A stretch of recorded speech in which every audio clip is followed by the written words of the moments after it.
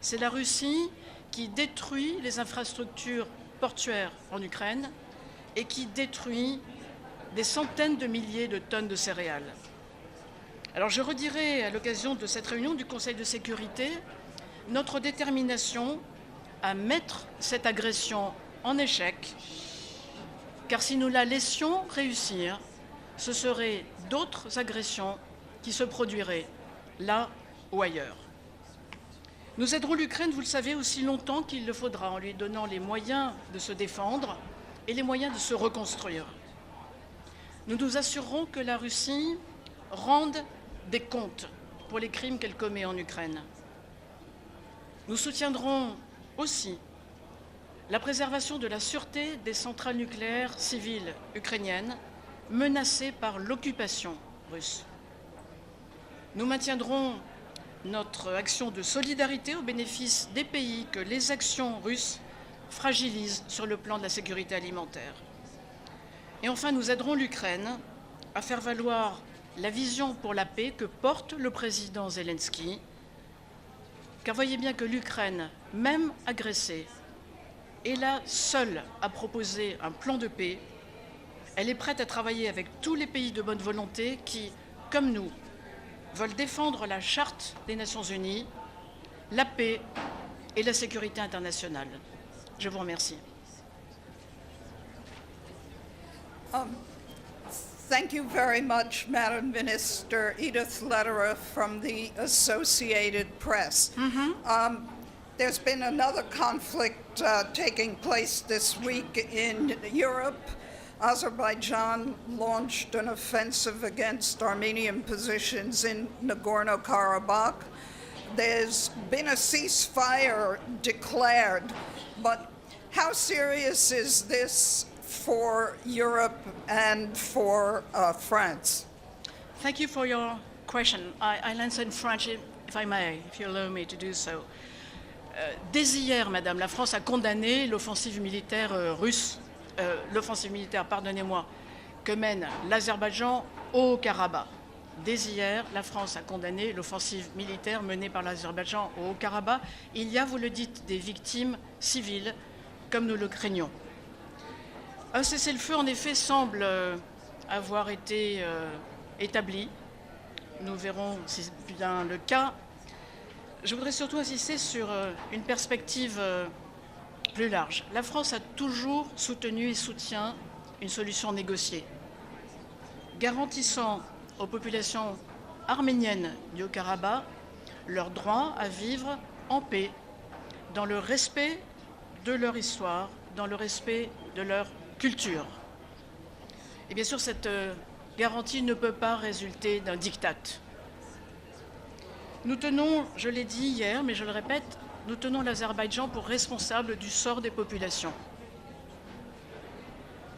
Et enfin, les informations qui nous parviennent faisant état d'un possible exode de ces populations sont extrêmement préoccupants. Et pour conclure, je voudrais dire aussi mon inquiétude face à la rhétorique mensongère qui peut viser à entraîner l'Arménie dans des événements tragiques. Nous resterons très vigilants à toute tentative de prendre au prétexte les événements en cours pour mettre en cause l'intégrité territoriale de l'Arménie. Et voilà donc la raison pour laquelle, Madame, il est important que le Conseil de sécurité fasse entendre une voix unie et claire sur tous ces sujets. Je vous remercie.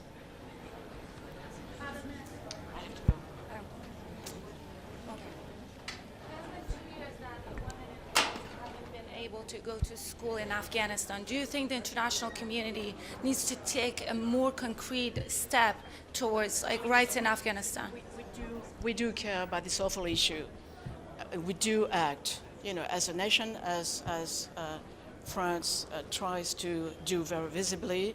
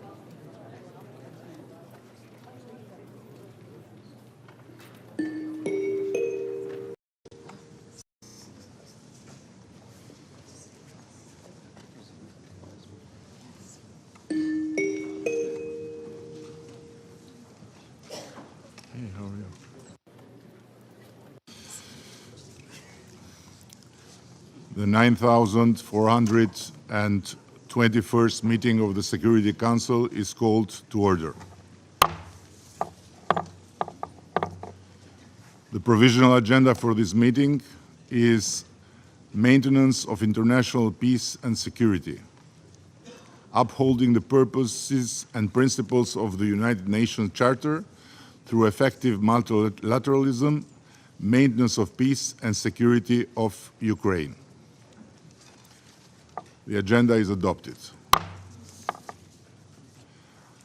I would like to warmly welcome the Secretary General, distinguished presidents, prime ministers, ministers, and other high-level representatives present in the Security Council chamber. Your presence today underscores the importance of the subject matter under discussion.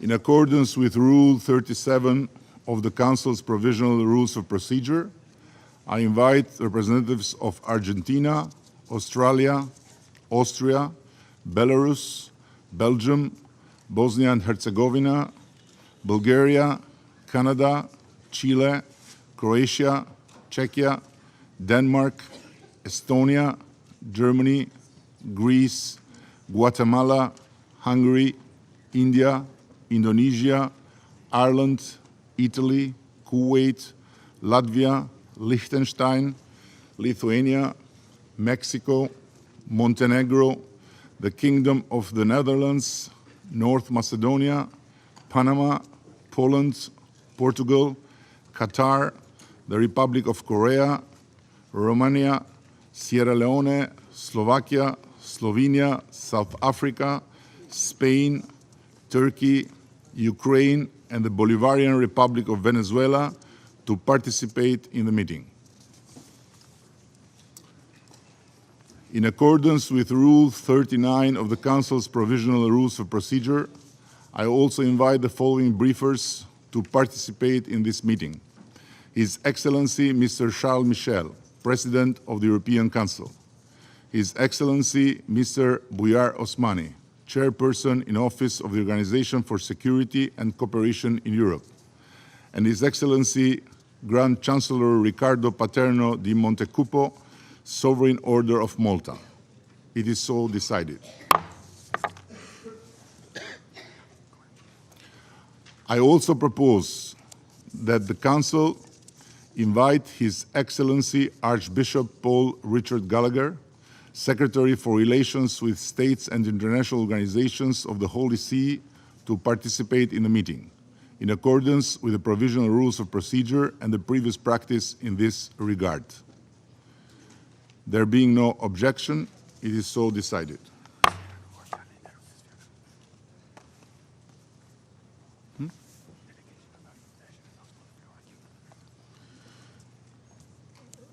The delegation of Russian Federation has asked for the floor. Please, you have the floor.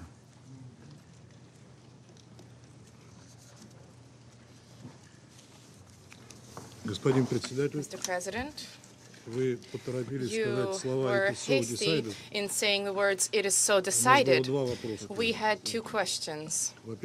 First and foremost, we wish to ask you on what basis you propose to give the President of Ukraine, Volodymr Zelensky, the floor before members of the Security Council speak, many of whom also are represented at the level of heads of state and government. And my second question, the second question I wish to pose is, on what basis are you inviting the Minister for Foreign Affairs of North Macedonia to today's meeting in the capacity as the chair of the OSCE? So I take note of the remarks made by the Russian delegation, and in response, I would like to confirm that notice of the speaking order was given to all Council members in advance, and in my view, it would have been preferable had this procedural matter been resolved at a technical level prior to the start of this open debate, so that we would have been able to proceed immediately to the substance of our deliberations today.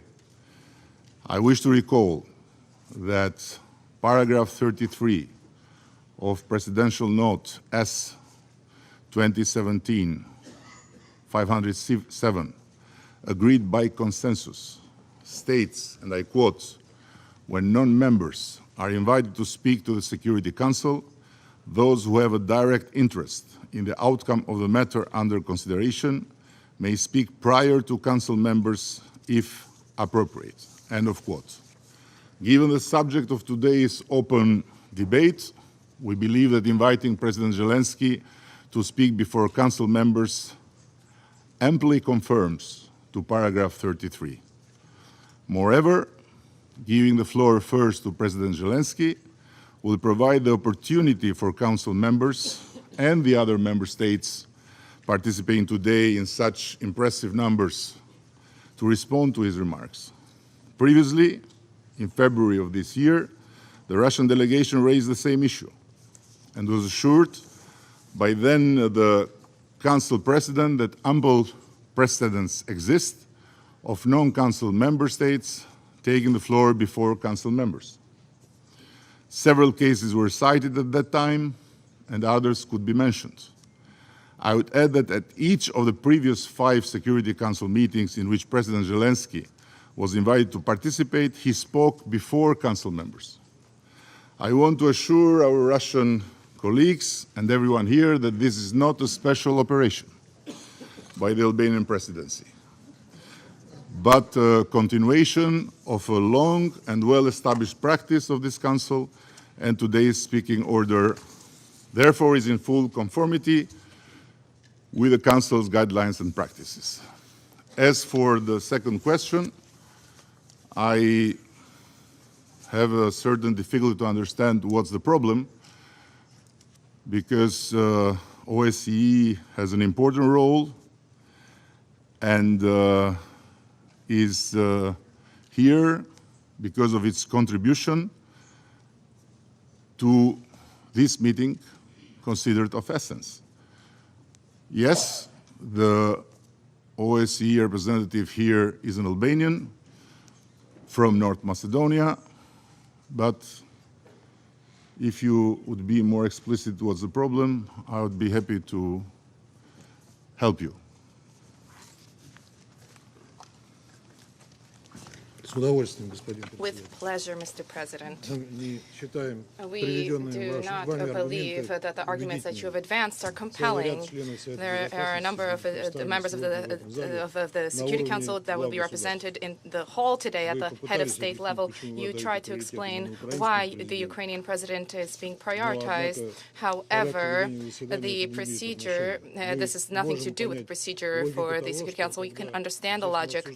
When we discuss Somalia here, the president of Somalia spoke first here, but he was the only president from among those present. There are indeed precedents related to other files on the Security Council's agenda, and a specific practice has unfolded linked to the specificities of certain regions, which has nothing to do with the situation in Ukraine. I would like to warn you that if today you bang the gavel thereby implementing your decision, the Albanian presidency will be tainted with an egregious precedent of violating existing practice in the Security Council, established practice for the benefit of one delegation, which time after time continues to demonstrate with support from the West that their rules don't apply to it and everything is permissible. From the beginning, Western members of the Security Council 3 times pushed through the participation of Volodymr Zelensky in Security Council meetings through video link. This constitutes a blatant disregard for the authority of this key body. Other states find time in their schedule to travel in person to New York and to speak before the members of the Security Council. Over the course of the 75 years of the existence of the organization, the emergence and presence at the Security Council, speaking before the Council, was viewed to be a privilege. The same applies to statements from the lofty tribune of the General Assembly, instead of which, during the last session, during the special session, the representative of Kiev decided to speak through video link. At the same time, Western delegations alleged that last year Volodymyr Zelensky was unable to leave the country due to extra extraordinary circumstances. These circumstances, nonetheless, did not prevent him from traveling to the U.S. to visit Washington, and yet he did not deign at the time to travel personally to the United Nations. Colleagues, consider the violation of the President of the practice of the work of the Security Council is fraught with risks of undermining the authority of the Security Council, which they are trying to transform into a one-man stand-up show. And for this, the Albanian presidency convened an open debate. In this debate, a large group of supporters from among NATO countries, and it is clear for many, at least for most, that today's meeting is will be nothing more than a spectacle. I would like to stress for protocol and for those who are trying to distort our position, we do not object to the participation of the Ukrainian president in this meeting, but this needs to be done in line with the rules of procedure and existing practice, according to which countries invited under Rule 37 speak after the members of the Security Council, especially when, as both members of the Council and a number of other representatives under Rule 37 are representative of the head of state and government level. Turning to the participation of the Albanian foreign minister and of North Macedonia, apologizes the speaker, as a current chairperson in office of the OSCE. Our being appalled at this has nothing to do with his nationality, sir, and we objected to his presence in this capacity, and we informed the Albanian presidency about this yesterday. We fail to understand. As far as we understand, there has been no discussion of this or any open discussion of at the building or in Vienna, the headquarters. There was no discussion. According to approved principles by the Permanent Council of the OSCE, any statements of chairperson in office, the Secretary General of the OSCE, or official representatives authorized by them need to be in line with their mandates, and they must not depart from the consensual position of the OSCE. If the Albanian presidency insists on allowing Mr. Osmani to speak during today's meeting, we believe that he can voice only the consensual position of this organization. I would note separately that the OSCE, due to the destructive approach adopted by Western delegations, has long not been in any way contributing to the process of resolving the Ukrainian crisis, but it has only been exacerbating the situation. We see this in attempts to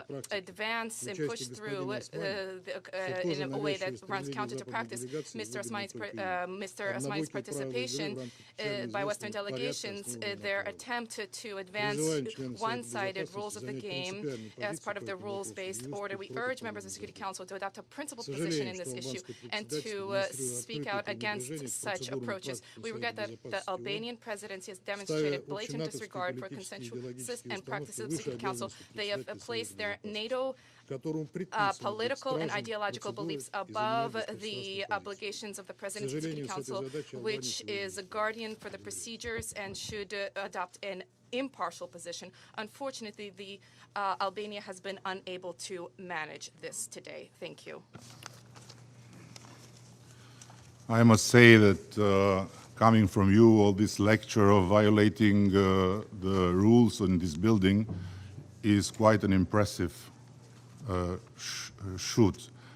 But as far as you repeated many times that the violation here is about President Zelensky speaking before the Council members, there is a solution for this if you agree.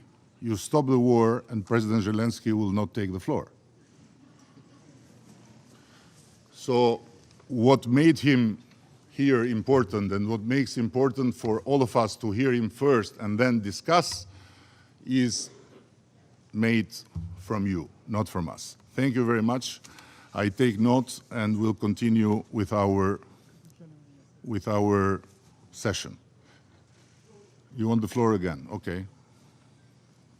Mr. President, I wish to draw your attention to the fact that you today are acting as President of the Security Council, not speaking in your national capacity as a representative of Albania. Your objective is to conduct a meeting as is enshrined in the rules of procedure of the Security Council instead of providing political assessments in your capacity as the President of the Security Council. Thank you. I just responded to you after you addressing me as the Albanian Prime Minister and after you continuing to say incorrect things about what the procedure is here.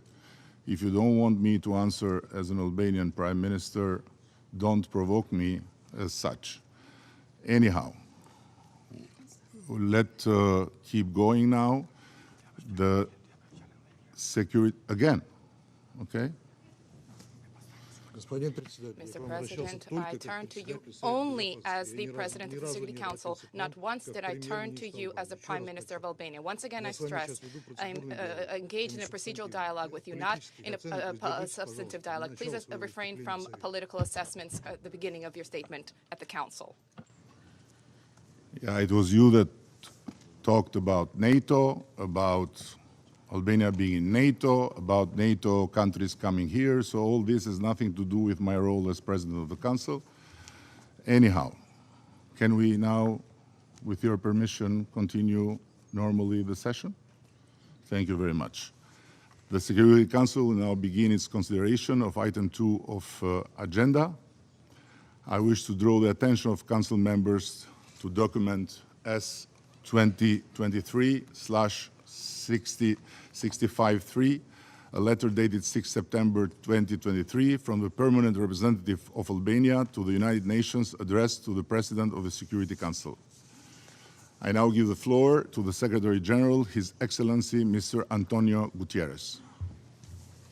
Mr. President, Excellencies, the United Nations Charter is our roadmap to a more peaceful world. The tools and mechanisms founded on the principles of the Charter are a how-to manual to resolve conflict. Together, our collective efforts over the years have contributed to preventing war on a global scale and saving millions of lives through peacemaking and preventing diplomacy, UN peacekeeping operations, disarmament and non-proliferation efforts, humanitarian and development programs, and activities to promote human rights. Cette semaine, le sommet sur les objectifs de développement durable, the Sustainable Development Goals Summit agreed a rescue plan for the SDGs, an essential tool to prevent conflicts and crises of all kinds. Multilateralism works, it is essential and effective. But multilateral tools and mechanisms are weakening.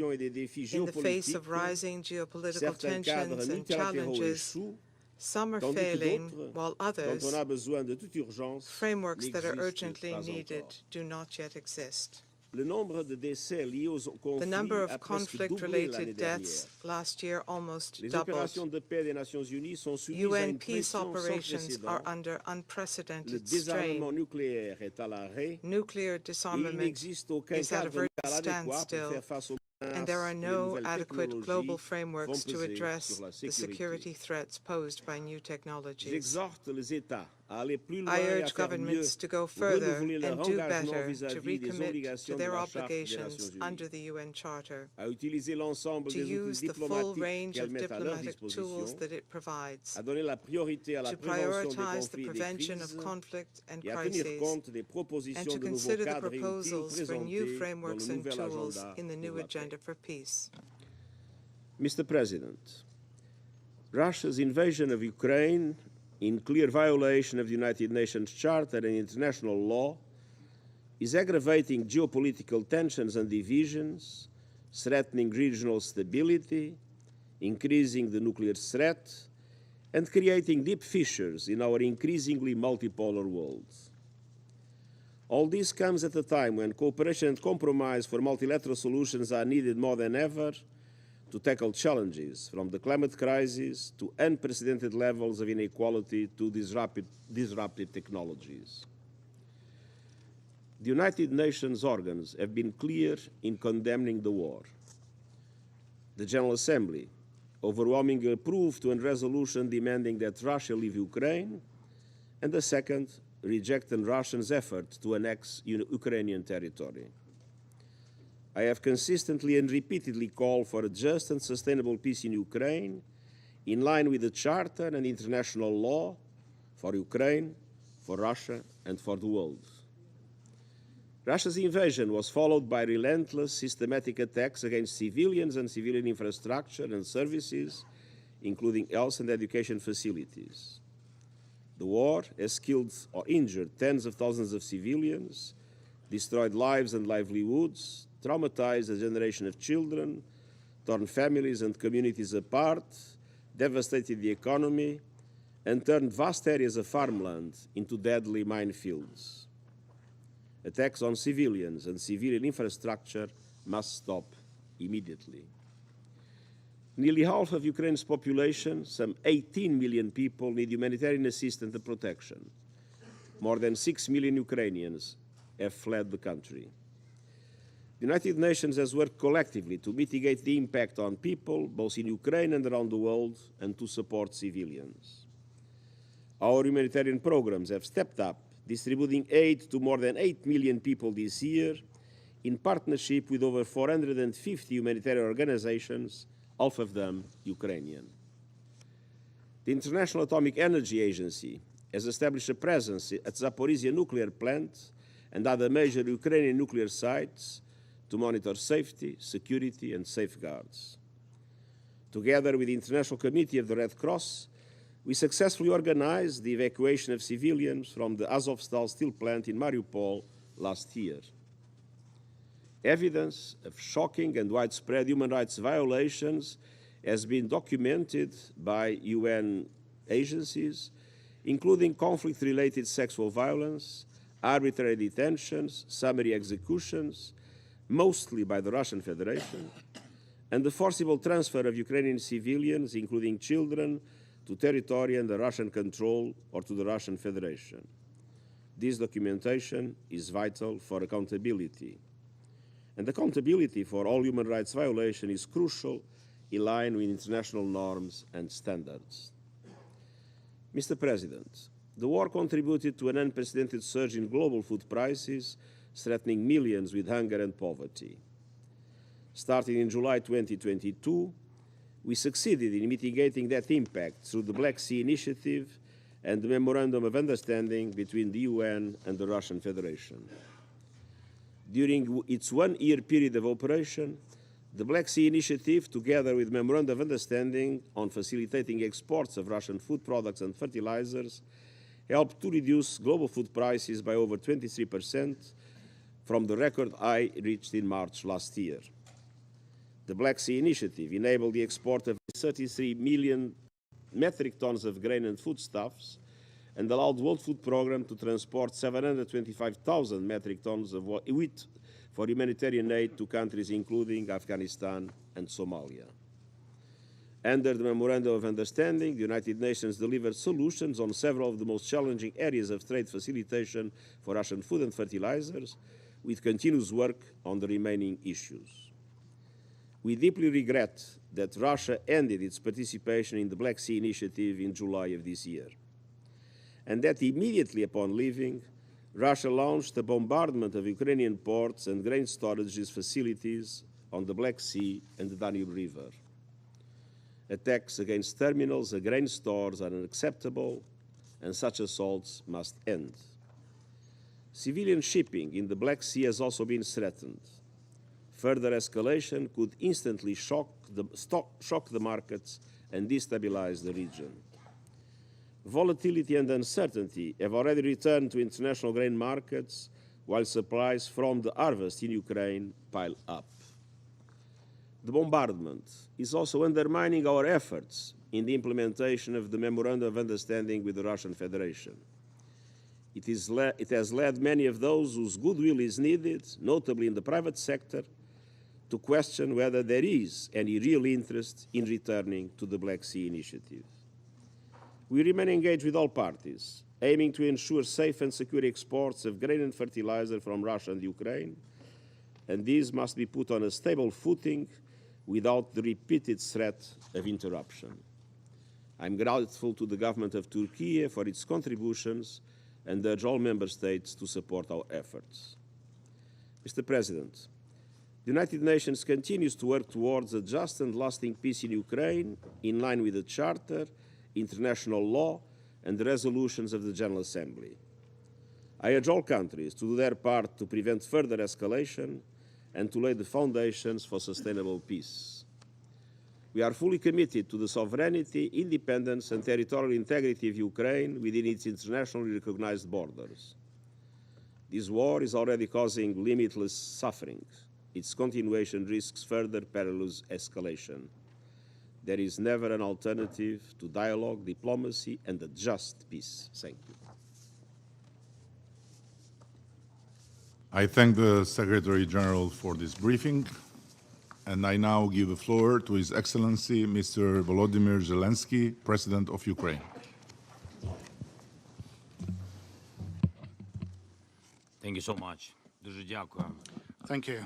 Шановний пане прем'єр-міністр Distinguished Prime Minister Rama, дякую албанському I'm головуванню grateful за to the організацію Albanian presidency цього for засідання. the organization Пане of this генеральний meeting. секретар, Mr. Secretary General, шановні пані та ladies панове, and gentlemen, від старту since повномасштабної the агресії, start of the розпочатої full-scale державою, aggression яка launched досі чомусь by серед the постійних state, членів which for Ради some безпеки reason is still ООН, present here минуло among the вже permanent members of the UN Security 574 Council, доби there's already болю, been втрат і боротьби. 574 days of pain, losses and Росія struggle. вбила щонайменше Russia десятки has killed тисяч at least наших tens of людей thousands of our та people зробила мільйони and біженцями, turned millions зруйнувавши into їхні дім. refugees by destroying their Світова homes. більшість визнає Most of правду the про world цю війну. recognizes the truth Це about злочинна this та war. It неспровокована is a агресія criminal Росії and проти нашої unprovoked нації, aggression by Russia що against має our на меті nation захоплення aimed at території та seizing ресурсів України. Ukraine's territory Але and не resources. тільки це. But it's not just that. Держава-терорист The має на terrorist меті state is willing, своєю агресією підірвати through its всі aggression, дамби to міжнародних undermine норм, all the grounds of які international мають norms захищати meant світ від to воїн. protect the world from Я the вдячний wars. всім світі, And I'm хто grateful визнав to all агресію those Росії who have порушенням recognized статуту Russian ООН. aggression as the violation of the Україна UN здійснює Charter. своє право на Ukraine самооборону, exercises its right допомагати to Україні у цьому self-defense, зброєю, helping Ukraine застосуванням with санкцій, weapons здійсненням in this всебічного exercise тиску by imposing на sanctions агресора, and exerting голосуванням comprehensive за pressure on the відповідні aggressor, as well as резолюції, voting for означає relevant допомагати resolution, захищати would mean статути. helping to defend the UN Charter. Резолюції Генасамблеї The resolutions of the General підтверджує факт, Assembly що єдине have джерело clearly цієї recognized війни the fact Росія. that the only source Втім, of this це war is нічого не Russia. змінило But this has для changed Росії nothing for вдвох. Russia Але саме in the United такі Nations. ситуації However, змінили these are the все situations для that have ООН. changed everything Ми for the маємо UN. визнати, We should організація recognize в глухому that куті the UN finds itself щодо in a агресії. deadlock on the Людство matters of вже aggression. не покладає надій Humankind на no ООН, longer коли pins its йдеться про hopes on захист the UN when суверенних it comes кордонів to the націй. defense of the sovereign Лідери borders світу of шукають nations. нові майданчики, World leaders are альянси, seeking які new могли би platforms and зменшити alliances that катастрофічний could обсяг reduce the проблем, disastrous які тут, у scope цих of стінах, problems, the зустрічають problems that are риторику, met here а within не these walls рішення, with rhetoric, зустрічають rather прагнення than real компромісів з solutions, вбивцями, with а не aspirations to захист життя. compromise with killers, Життя варто rather than to захищати protect lives. безкомпромісно, аби Life should захист be був defended успішним. uncompromisingly to Але я не ensure був би successful сьогодні тут, protection. якби Україна But I would not не be мала here today if пропозицій Ukraine had no саме щодо proposals конкретних precisely regarding some Вчора у specific виступі перед solutions. Генасамблеєю я Yesterday, сказав in про my те, address що to the UN General українська Assembly, I формула said миру that Ukrainian стала peace основою, formula на якій had можна become the basis модернізувати to наявну update архітектуру the безпеки existing в security світі, щоб architecture in the повернути world, реальну силу статуту ООН, to restore the міжнародного real порядку, power of the UN заснованого Charter на and the чітких правилах. rule-based international order. Хочу представити Now, деталі I would like to конкретні, present some важливі very дії на specific основі формули миру. details Йдеться based on про the peace пункт formula, 5 notably формули миру. it's Його point назва 5, виконання and it's статуту called ООН implementation та of the відновлення UN Charter територіальної and the цілісності restoration of України і Ukraine's світового territorial порядку. integrity and the world Всі у order. світі бачать, All in the що саме world робить can ООН see what makes the недієздатною. UN На жаль, incapable. і у цьому кріслі в Раді Unfortunately, безпеки, this яке seat Росія in the займає Security Council, which незаконно Russia через occupies illegally закулісні through маніпуляції, backstage після розпаду manipulations Радянського following the Союзу collapse сидять of the Soviet брехунці, Union, чия робота have been taken by виправдовувати liars, whose job агресію та is to геноцид, whitewash the aggression що and їх the здійснює genocide Росія. being carried І всі out by дії Russia. ООН, чи And то all the Ради UN безпеки, actions, чи то either by the Security Генасамблеї, Council які or by могли the би General Assembly, зупинити цю that could have агресію, stopped this aggression розбиваються are о shattered привілей, який дає by це the крісло privilege агресора. granted to the Вето aggressor with в this руках seat. агресора ось Veto те, power in що the загнало hands of the ООН в aggressor глухий is what кут. has pushed the UN Зараз, into якою б deadlock. нацією ви не були, Today, no matter what nation you might be, a nation with hundreds of millions of people, or a small nation, a nation that bravely defends its independence, or a country whose long history of independence can help others, a state in need of help, or a nation that could provide some genuine support, a state relying on its army, or a state considering the UN Charter, but not the army as its first and last line of defense. Regardless of who you are, the current UN system still makes you less influential than the veto power possessed by a few and misused by one, Russia. That is to the detriment of all other UN members.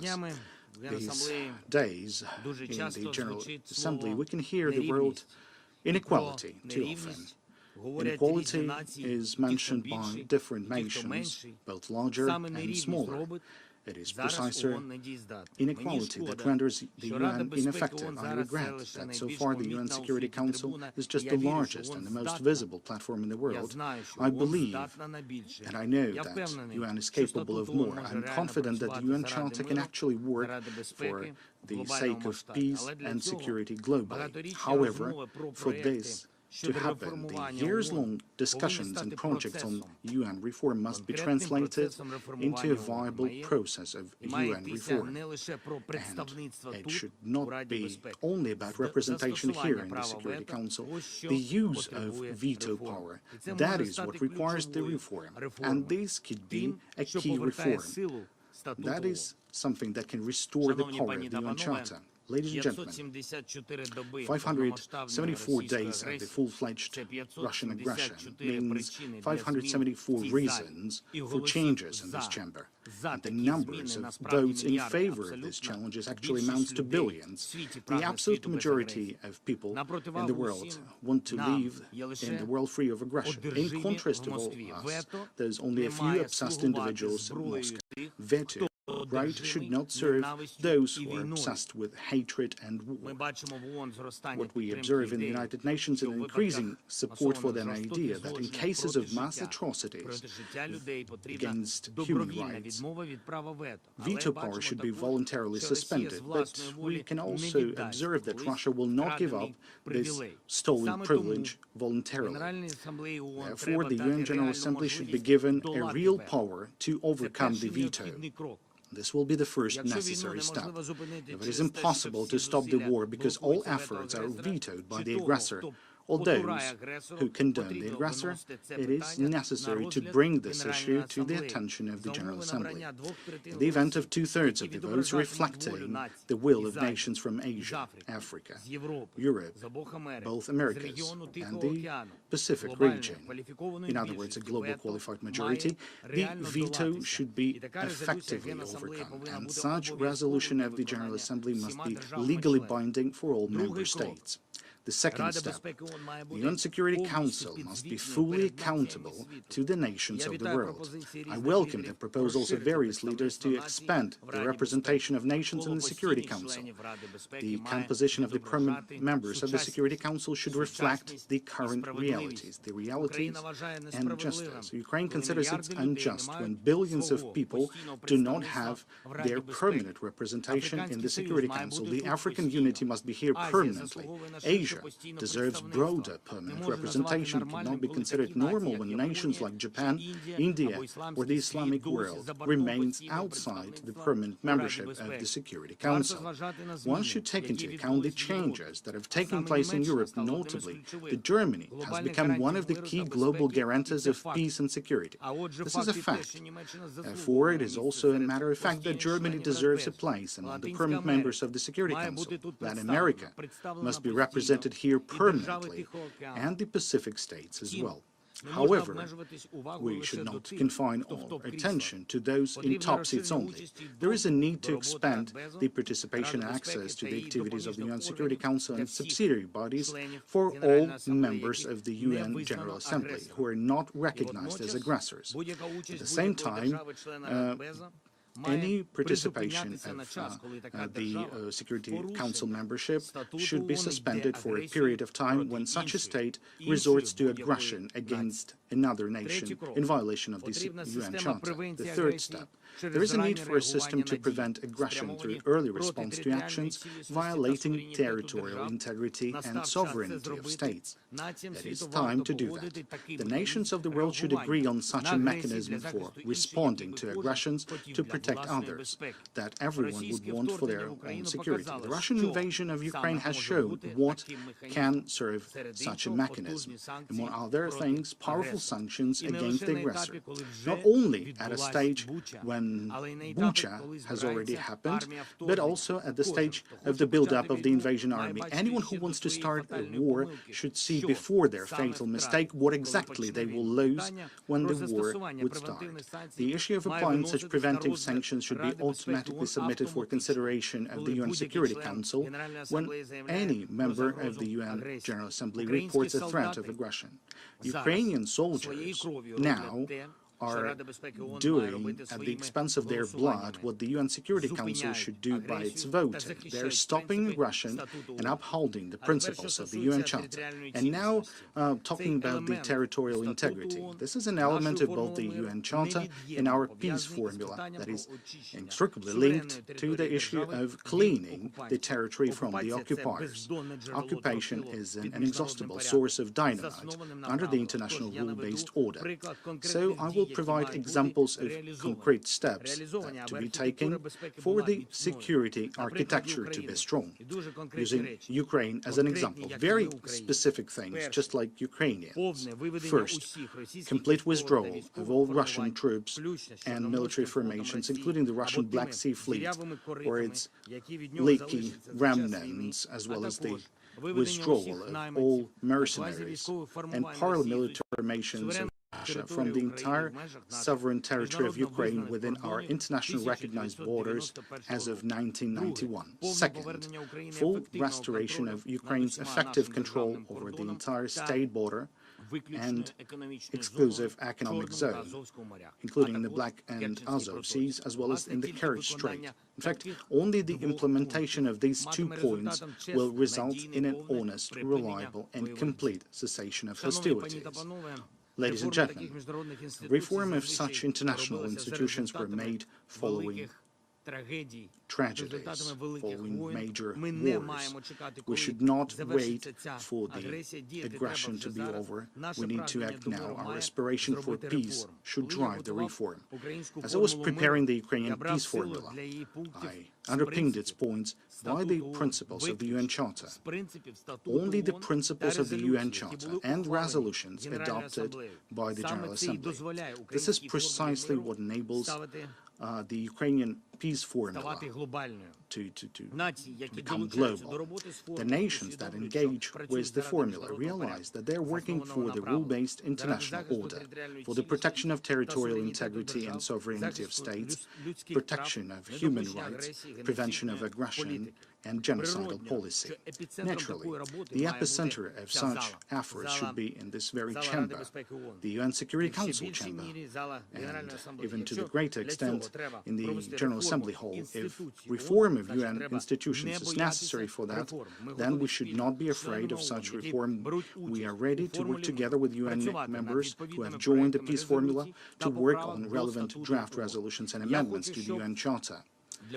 And I would like to make it clear for everyone in the world that Ukraine is proposing, while addressing to nations of the world and calling them to join the implementation of the peace formula. Every country can demonstrate its leadership within the framework of one or more or maybe all points of the peace formula.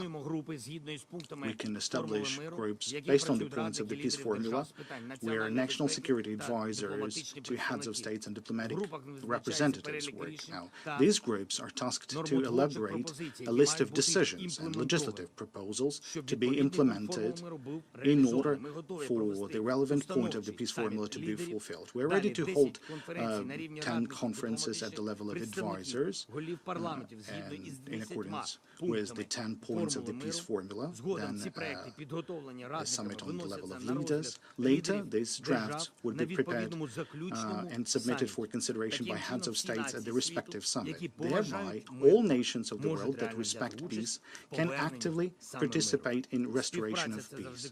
Cooperation is always the key word for Ukraine in international relations. This word is also key for peace. So let the peace prevail. May our institutions and our cooperation be stronger. I thank you for your attention, and thank you for the possibility to address you. Thank you for this invitation. Thank you. Glory to Ukraine. I thank His Excellency President Zelensky for his briefing, and I shall now make a statement in my capacity as the Prime Minister of the Republic of Albania. Mr. Secretary General, Excellencies, Head of State and Governments, distinguished representatives, thank you all for being here today. The presence of such considerable number of dignitaries speaks to the very high importance of the issue at hand. Thank you, Secretary General, for your remarks. They resonate with and reflect the values and principles of our organization. President Zelensky, I'm grateful for your presence here at such a tragic moment in your country's history. Your strong words translate the pain of your compatriots and convey very clearly, together with your firm determination, the grit of your people and the unwavering hope of your nation. Excellencies, while today the world needs more than ever an acute sense of responsibility from all of us to confront the multiple challenges and threats facing our planet, conflicts, unconstitutional seizures of power, climate change, devastating floods and unforgiving droughts, including unpredictable and severe wildfires, what we witness instead is more and more disruptive attitudes, reckless acts, and growing conflictuality within and among states. In many parts of the world, the examples of force have proliferated, while the force of example has become a rarity. Who could have imagined, until not long ago, that in the third decade of the 21st century, a disastrous war, started by a permanent member of this Council, would put Europe at risk by brutally undermining all the principles that gave birth to the United Nations? Who could have imagined, until only a few years ago, that an unjustified, unjust, and unprovoked military aggression of a big country against a new democracy would not be immediately, promptly, and universally condemned by all the nations who gather here and share the same goals and principles? How to understand the yes, buts, or calls on both sides, with arguments in order to avoid calling a spade, and which refuse to call a brutal aggression by its only and real name, a man-made tragedy that is inflicting untold suffering to the Ukrainian people, but also reverberating across world regions, hurting growth, raising prices, and threatening with hunger and starvation hundreds of millions of people. An aggression in the heart of Europe cannot be Europe's problem only, as some think, as some say, or as some whisper. Cynics may think that Ukraine is just a problem dropped on the lap of the democratic West to deal with, and they even mumble that what goes around comes around, implying that this is a natural payback for what might have happened before, elsewhere, in other times. Is it? Really? I invite everyone to think twice. This war of aggression must be everyone's business. Let me remind us by paraphrasing the tragic account by Martin Niemöller First, they came for Georgia. I did not speak out. Then they came for Crimea. It was not my country, so I did not speak out. Then they came for the whole Ukraine, but I was not Ukrainian, and I did not speak out. And then they came for me, but there was no one left to help and defend me. As we speak, there have been more than 26,000 civilians that have passed away. Tomorrow the number will be higher, and it will increase every other day for as long as this war continues. Given the inexcusable nuclear saber rattling that keeps coming time and again from different layers of the Kremlin, one is right to fear that one day, God forbid, this madness could turn into something far worse. And don't forget, as unimaginable today as this war was yesterday. Excellencies, we have a duty to help those in need, and in this respect, Ukraine and Ukrainians. We may differ, of course we may differ, on how to support Ukraine in its fight for freedom and dignity. We may have different views on how to end this war. Let's discuss them.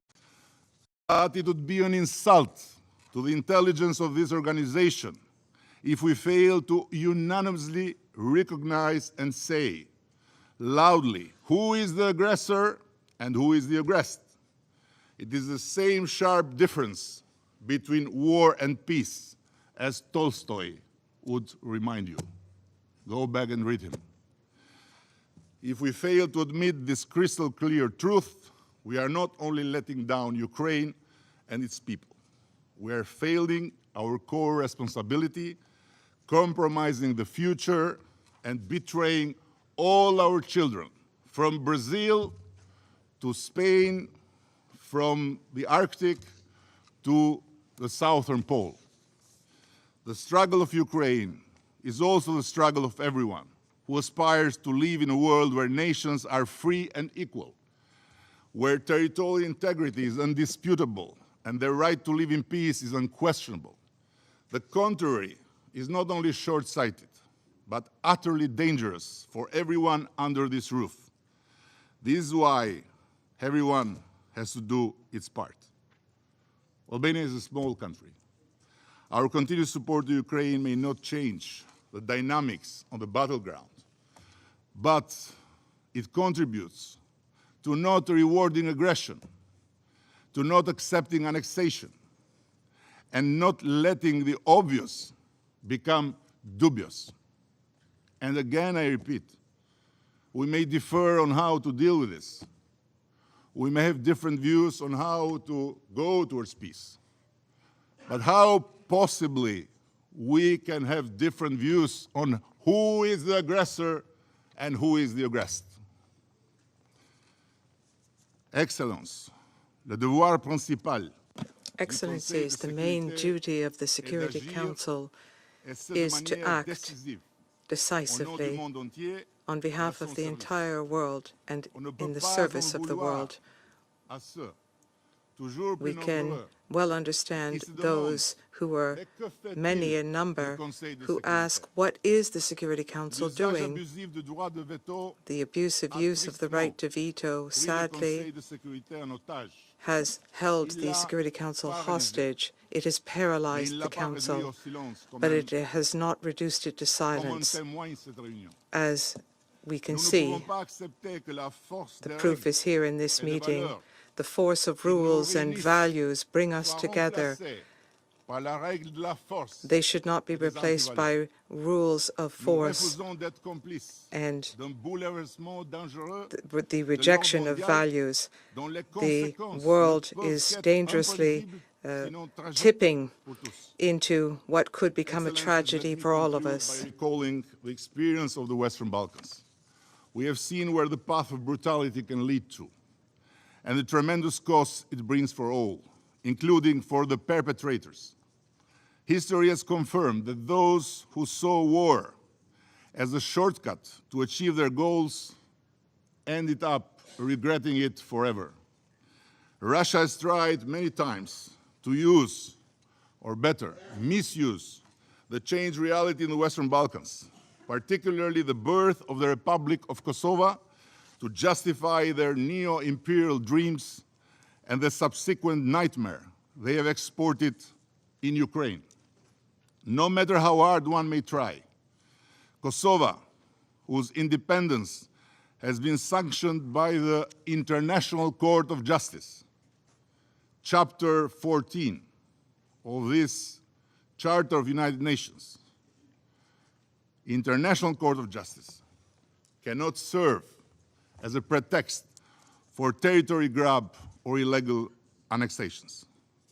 If today a lasting peace in our region is within reach, this has to do first and foremost with the lesson learned that the most efficient way to overcome the past and shape a common future is through cooperation, not through division, by promoting free movement of people, goods, services, capitals, not by raising artificial barriers, by building bridges for our kids to enjoy freedom and prosperity, whatever their language, whatever their race, whatever their nationality, not erecting walls for our ghosts of the past to seek and hide in endless blame games. I'll end with this. The preamble of the United Nations Charter calls on us to practice tolerance and live together in peace with one another as good neighbors. Important decisions are never a matter of chance. They are always a matter of choice. Albania has made its choice to stand for peace, development and progress, to stand with the aggressed, not with the aggressors, to stand with and to stand for Ukraine. Thank you. I resume now my function as President of the Council. I now give the floor to His Excellency, Mr. Guillermo Lasso Mendoza, Constitutional President of the Republic of Ecuador.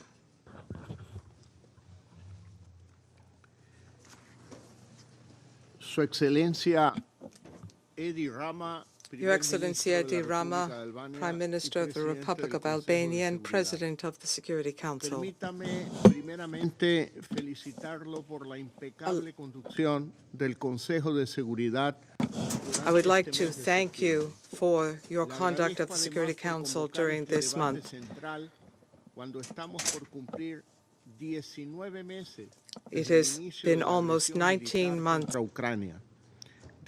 since the beginning of the war of aggression against Ukraine. The briefing provided by Secretary General Antonio Guterres continues to appeal to the Russian Federation to give peace an opportunity. This war cannot go on yet another day. The Russian Federation must immediately suspend its military operations in accordance with the order of the International Court of Justice, the ruling of that court, the highest legal system in the world on the 16th of March 2022. This prolonged war was initially denied and was called a mere special military operation. In addition to destroying Ukraine, costing the lives of thousands of people, it is undermining the very purposes and principles enshrined in the United Nations Charter, in particular that of territorial integrity. At the origin of this organization, when this organization was built, we, the peoples of the United Nations, determined to preserve and spare future generations from the scourge of war, and to that end, to practice tolerance and to coexist in peace as good neighbors. On that basis, the United Nations Charter was built. It is unique. Ecuador has said this before, and we would insist on this point again today. There is not a charter for the South and another charter for the North, nor is there a charter for the West and one charter for the East. In all languages, the content of the charter is the same. It is one and indivisible. There is not one version in Russian and a different version in Spanish. In no case is the use of force to be used against the territorial integrity or the political independence of a state, or to be used in any way which runs counter to the purposes of the United Nations. How can we uphold the principles and purposes of the UN Charter for effective multilateralism and at the same time invade a neighboring country, or not condemn that invasion, maintaining indifference or complicity? On the contrary, to defend the territorial integrity of states means that we must respect and implement the provisions of the UN Charter. We must maintain international peace and security, not to aggress a third state, and to abstain from voting in disputes where we're a party. There are those who say that the crisis of peace and security is due to supposed shortcomings in the Charter, but no reform, no new international framework will be sufficient for peace and security if states are not determined to respect and implement these higher principles. What a fatal blow for multilateralism to have a military invasion of a neighboring country. This war, which has impacted the dynamics and the work done in this Security Council, continues to undermine trust in the UN system. However, beyond the difficulties which this body is facing to have a clear-cut response to this issue, we must underscore the enormous contribution of the United Nations for millions of peoples and humanitarian groups working on the ground, providing emergency assistance, in particular to women and children. I recognize the efforts of the Secretary General in the humanitarian sphere, including in the Black Sea Grain Initiative, and we ask that that initiative be resumed. Mr. President, distinguished colleagues, there are corrosive narratives which claim to justify this war, but there is no justification with any legal foundation. We have been told, for example, that the invasion of Ukraine is in response to a supposed group of countries of the West aiming to weaken Russia. We've been told that Russia is acting in self-defense in the face of anti-Russian policies with regard to some inhabitants or against Russian culture. But what greater act of xenophobia or disregard for one's neighbor than to carry out a war against one's neighbor? There's little truth in that position.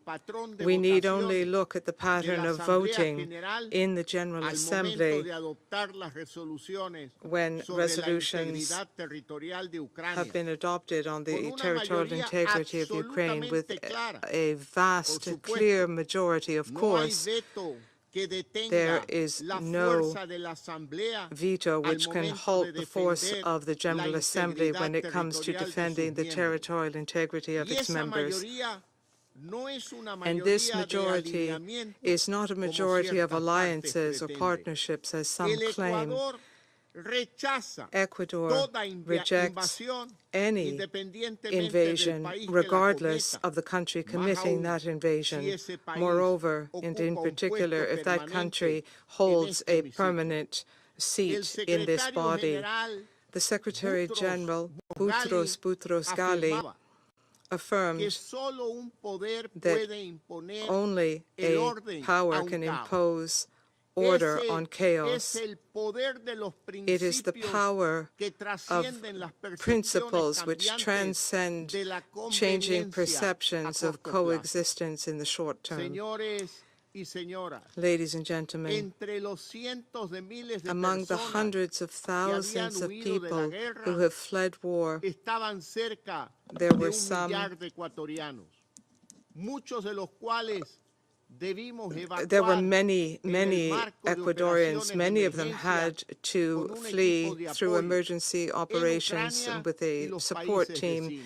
out of Ukraine Ellos and fueron into de los neighboring primeros countries. impactados por These las graves people were consecuencias some of the first humanitarias people de la impacted by the invasión serious que año y humanitarian medio más fallout of this tarde invasion, se sigue deteriorando, which con continues to millones de worsen. personas forzadas Millions a of salir people are de now sus hogares, forced to leave their siendo las más homes. afectadas They las have been mujeres, the hardest las hit, niñas y primarily los niños. women, girls, Esta and guerra, boys are the además, ones who are sigue hardest hit. teniendo This war consecuencias has globales. continued to have a global Exacerbó la impact as amenaza well. nuclear, It has exacerbated the agravó la nuclear threat. inseguridad It has led alimentaria to global global y food afectó las insecurity, economías, and it has en impacted particular de economies, los in países en particular desarrollo. the economies of Por todo developing lo countries. anterior, For all of these llamo a los reasons, miembros del we Consejo appeal to the a members que of de the Security manera Council individual y colectiva individually and redoblemos collectively nuestro to apoyo redouble para que los our esfuerzos support y buenos so that the oficios efforts del and the good secretario offices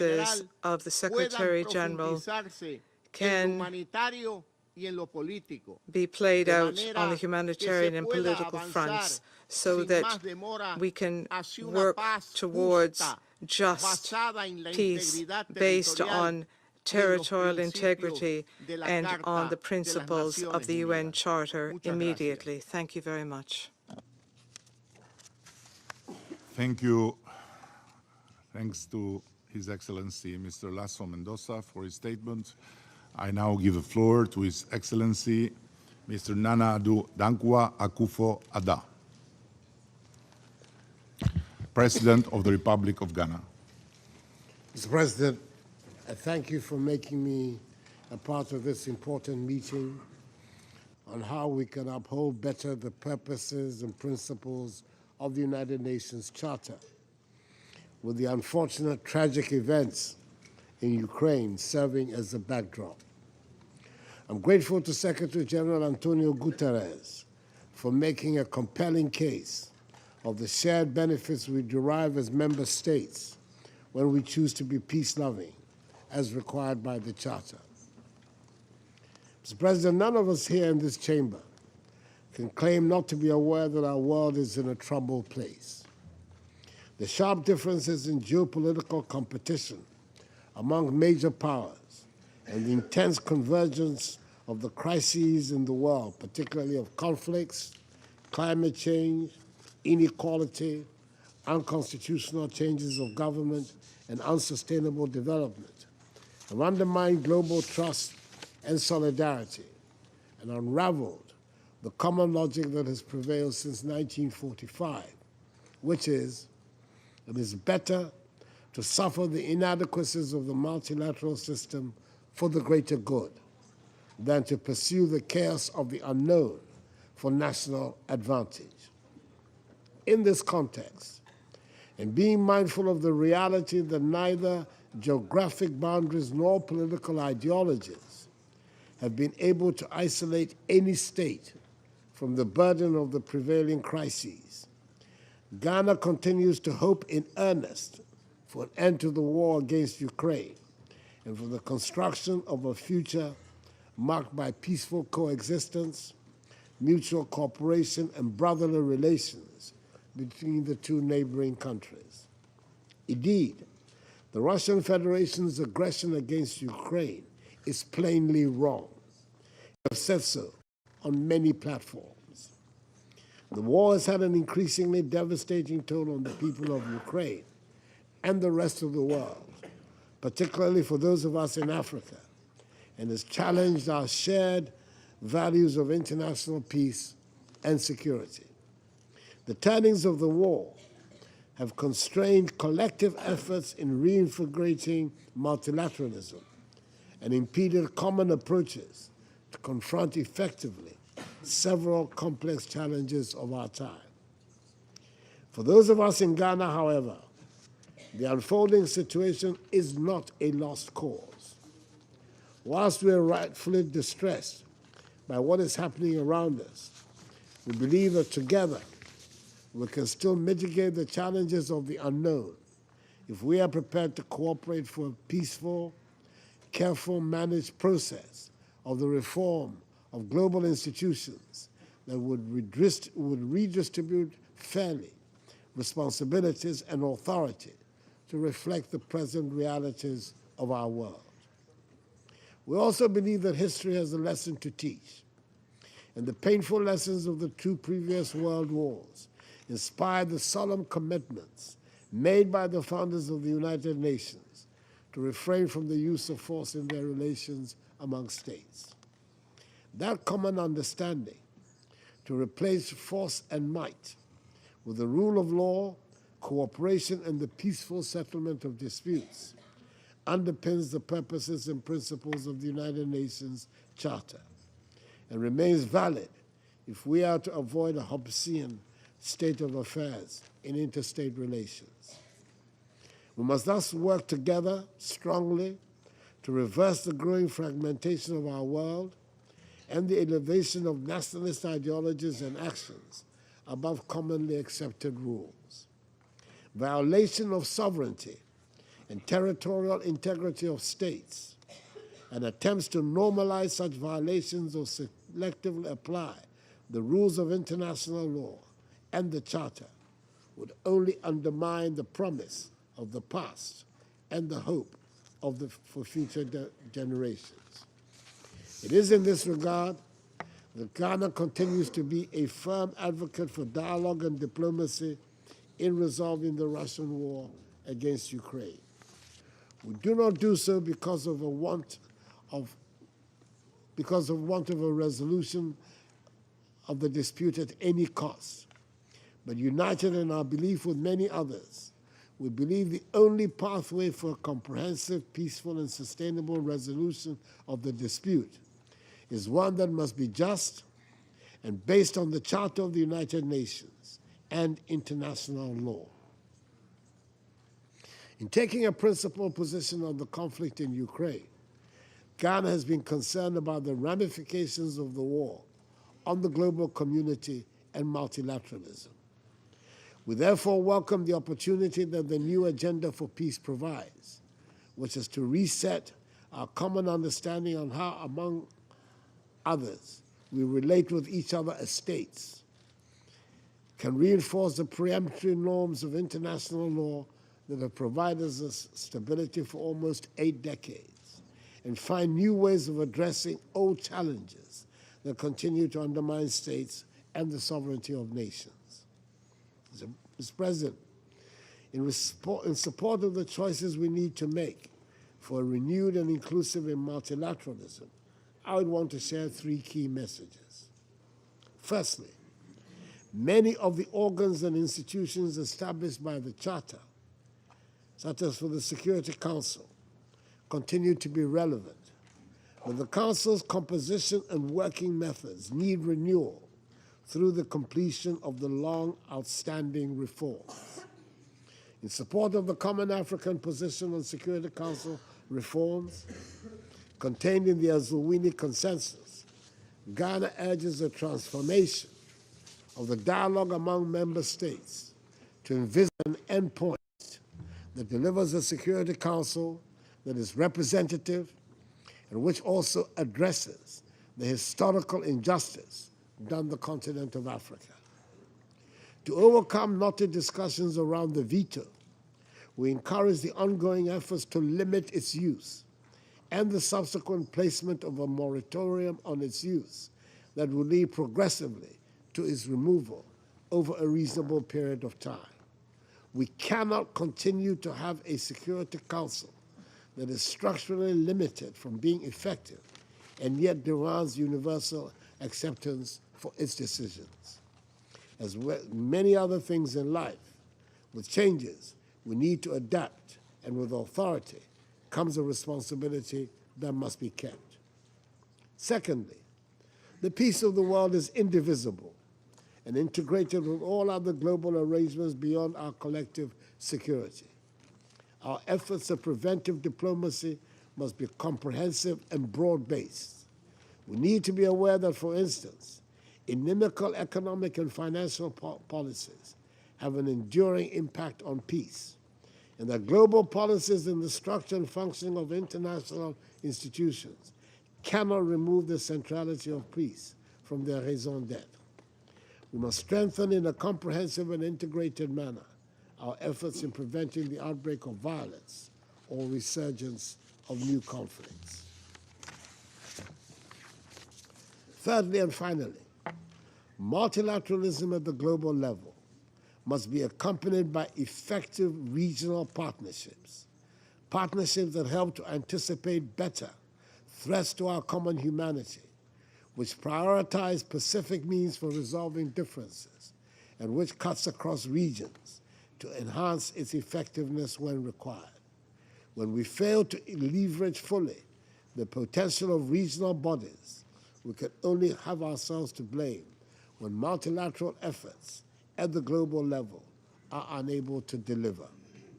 In ending, I call again for peace in Ukraine and emphasize, as my delegation has often done in this Council, that there is no alternative to winning the peace in Ukraine. We hope the Council can help this United Nations to assume an enhanced role in support of peace efforts around the world, but in particular in Ukraine, for the benefit of all peoples. Mr. President, I thank you for your indulgence. I thank His Excellency Mr. Akufo-Addo for his statement. And now I give the floor to His Excellency Mr. Alain Berset, President of the Swiss Federation.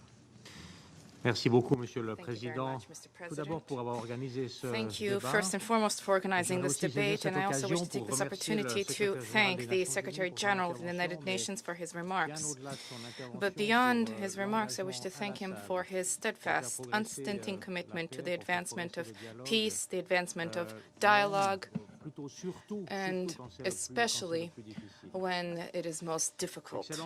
Excellencies, ladies and gentlemen, first of all, the facts, and they are not positive. The times we live in are marked by the questioning of multilateralism, the multiplication of conflicts, and the deepening of inequalities. And there's a question, where's our responsibility? Where does our responsibility, our shared responsibility lie? Our responsibility, we who have convened here. At the very minimum, that is to recall the essential principles enshrined in the Charter of the United Nations. I've a copy here, of course, and to fulfill the mandate which has been entrusted to us. This core text expresses our desire, our shared desire, the shared desire of all peoples to live in peace. And this text is a guarantor of universal values, the overarching principles of a multilateral order, sovereign equality of states, and a prohibition on the use of force, defense of human rights, including economic, social progress for people. And in this war, as we know, the suffering of civilians is a common denominator. It is always civilian suffering. And international humanitarian law imposes obligations upon us and upon all parties to conflict. As you are aware, Swiss is a depository of the Geneva Conventions. We are faithful to the long-standing tradition in this regard, and we are very much staunchly determined to uphold it and to ensure respect for international humanitarian law. And as members of the Council, we have committed to commit and implement this clear, unique mandate conferred upon us by the Charter of the United Nations, conferred upon all of us here, namely the maintenance of international peace and security. With Russia's military aggression against Ukraine, the Charter has been violated at a large scale, on a massive scale. Yet session after session, Russia, a permanent member of this council, has been denying its responsibility for the thousands of dead and wounded in Ukraine, its responsibility for the millions of displaced persons, and finally its responsibility for all those plunged into deep insecurity wherever they are in the world, including, incidentally, in Russia. The consequences of this war, distinguished colleagues, ladies and gentlemen, the consequences of this war are planetary in nature. Global food security has been undermined. The energy sector has been disrupted. Nuclear risks are increasing. Inequalities are growing. Switzerland demands that the Russian Federation respect the Charter, that it respect its principles. And once again, we call upon the Russian Federation to cease hostilities, to withdraw its troops from Ukrainian territory, and respect the sovereignty and territorial integrity of Ukraine.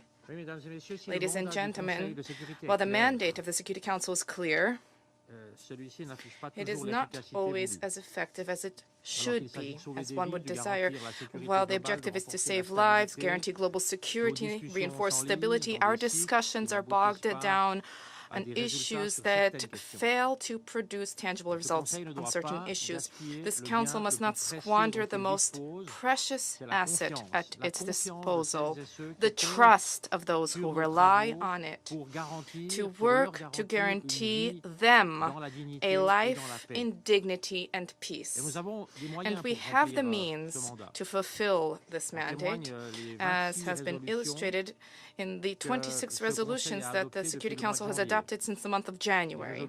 These are resolutions that are geared towards promoting peace and security in Colombia, in Afghanistan, in Iraq, and in South Sudan. And these examples are really there to show us that the Security Council, even though it is more difficult than in the past, has retained its capacity for action. Of course, there's an urgent need for reform in Switzerland.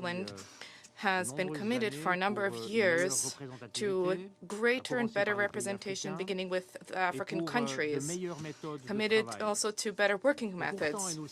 And yet we are all aware of the fact that no reform can replace the will of states to respect the Charter. In the new agenda for peace, the Secretary General has indicated further steps forward to step up our action in multilateralism, to strengthen to close ranks around the principles of universality, of solidarity and trust. And we have been assuming this duty of solidarity. In Ukraine, we are committed to alleviating the suffering of the civilian population, rendering justice to the victims, promoting a political solution to the conflict in due time. We have opened our doors to people fleeing the war. We have been delivering humanitarian aid. We have been collaborating with the Ukrainian government on the process of reconstruction. And the challenges, the tasks facing Ukraine are immense. To give just one example, an area four times the size of Switzerland. Switzerland is not a large country. 4 times the size of Switzerland. That is the territory of Ukraine, which has been contaminated with mines. And there, too, we have been supporting humanitarian demining with our know-how and with deliveries of equipment and a commitment that we will continue to shore up. And it is in the same spirit of solidarity that we are calling for the relaunching of the Black Sea Initiative. We wish to take this opportunity to express our gratitude to the Secretary General for his tireless efforts in this regard. Excellencies, distinguished colleagues, multilateralism is the only option. The only option to achieve peace, the only way to move away from individualistic thinking in which each side seeks only to defend their own interests, to maximize their own influence, the only option to relaunch the search for common sustainable solutions that guarantee a dignified life for all. And against this backdrop, in this spirit, Switzerland welcomes diplomatic initiatives in favor of a lasting peace in Ukraine, a peace rooted in the principles of the Charter of the United Nations, the Charter which is truly the cornerstone of peaceful coexistence of all states. In the past and today, threats, isolationism, violence have never provided answers to the dysfunctions and imbalances of the world in which we live. And this Council, Security Council, can only successfully fulfill its mandate. Therefore, ensure the common desire of all people of this world to live in peace and security to be made a reality. Only can it achieve this if it acts in a spirit of trust and collaboration. This spirit must guide everyone around this table. Today we have an opportunity to reverse course, to change the situation. We have this opportunity, but there's a need for will to be there, for ardent will to be there, because a lasting peace is worth more than any fleeting gain. Thank you. Mr. Berset for his statement. And now I give the floor to His Excellency Mr. Fumio Kishida, Prime Minister of Japan.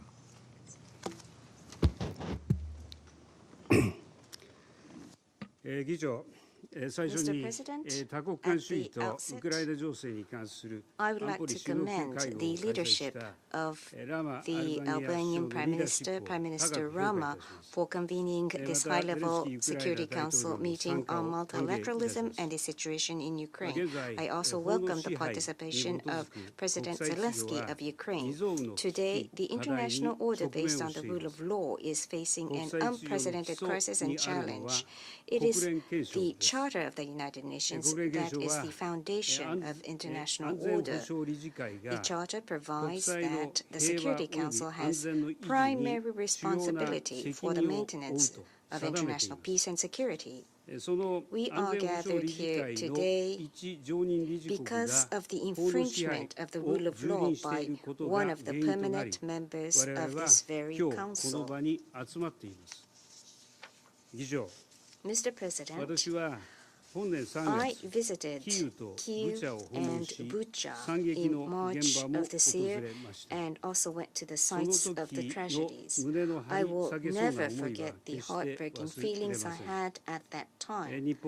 I renew my determination that Japan stands with Ukraine. We condemn in the strongest terms Russia's aggression against Ukraine, which is a clear violation of international law, including the UN Charter. The aggression must be stopped immediately, and the troops must be withdrawn right now and unconditionally.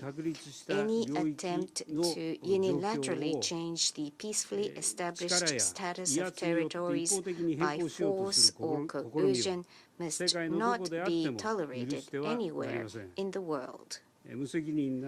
Irresponsible nuclear rhetoric, the deployment of nuclear weapons in Belarus, and the occupation and militarization of Zaporizhzhia nuclear power plant pose a threat to world peace and stability. Russia's nuclear threats, let alone its use of nuclear weapons, are unacceptable.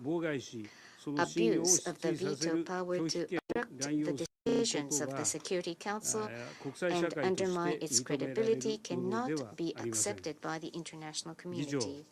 Mr. President, Russia's aggression against Ukraine has exacerbated concerns over a rule of lawlessness around the world. We must not allow the creation of a second or third Ukraine.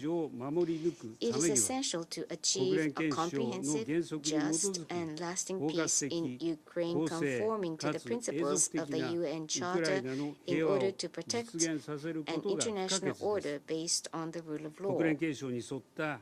Japan supports President Zelensky's sincere efforts to uphold the basic principles of the United Nations Charter in his peace formula. In Hiroshima in May, I myself, together with leaders of a wide range of countries, including Ukraine, affirmed the importance of the principles of the Charter, including respect for sovereignty and territorial integrity and the peaceful resolution of disputes. Following these discussions, 2 meetings of national security advisors on Ukraine were held. Japan welcomes the participation of many countries, including the so-called Global South, and will continue to make a positive contribution. Mr. President, we must not forget that the aggression against Ukraine has caused serious problems such as refugees, food and energy insecurity, and threats to nuclear safety, and has led to suffering for many people around the world. Japan is committed to working together with other nations to promote efforts to support the afflicted people. Japan strives to promote human-centered international cooperation, overcoming differences in regimes and values in order to protect human dignity.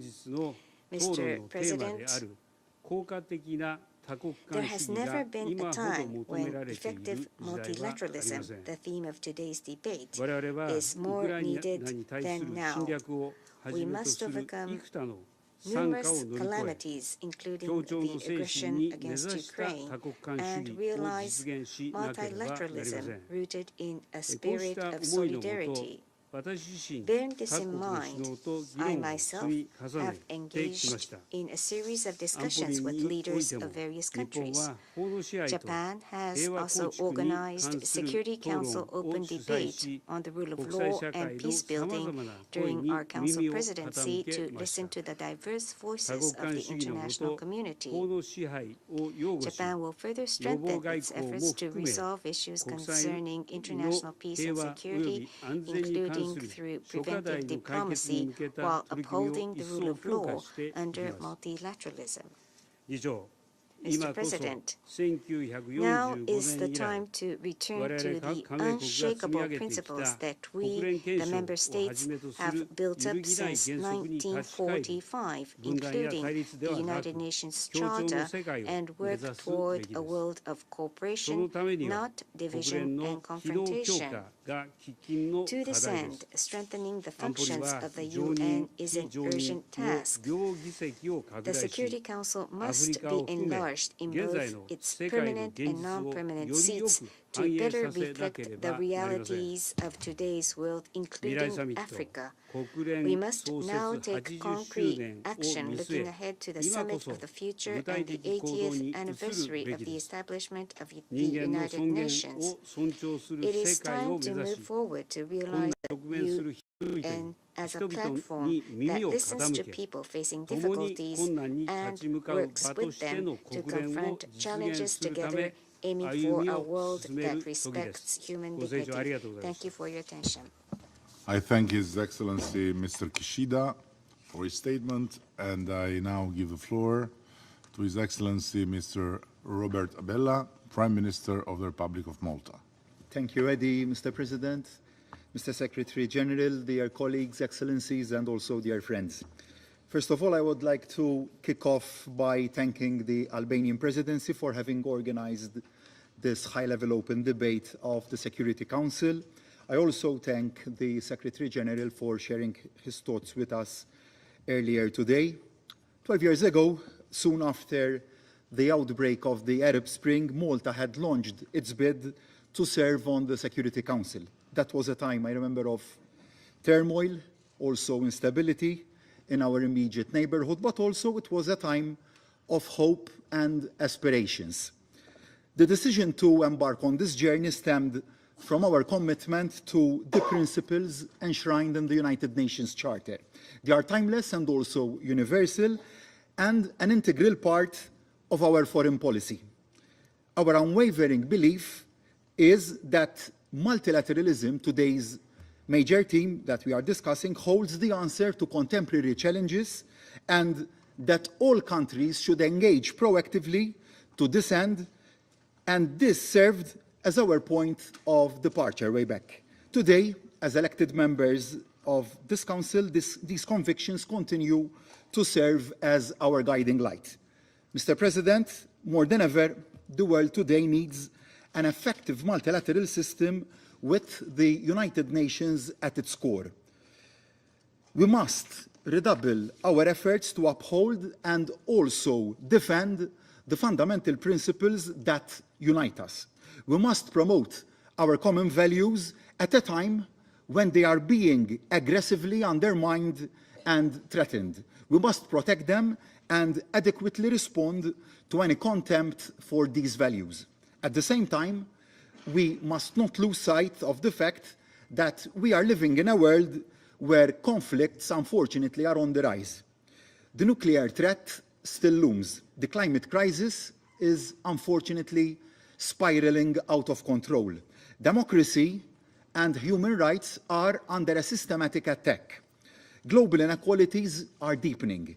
Disinformation and misinformation campaigns are feeding as well as amplifying tensions. No country by itself can tackle these complex and existential challenges. They require our full and collective attention. Effective multilateralism is the only avenue to address these challenges in a decisive and holistic manner. Mr. President, if we are to reach these ambitious goals, we cannot resign ourselves to living in a world where might is right.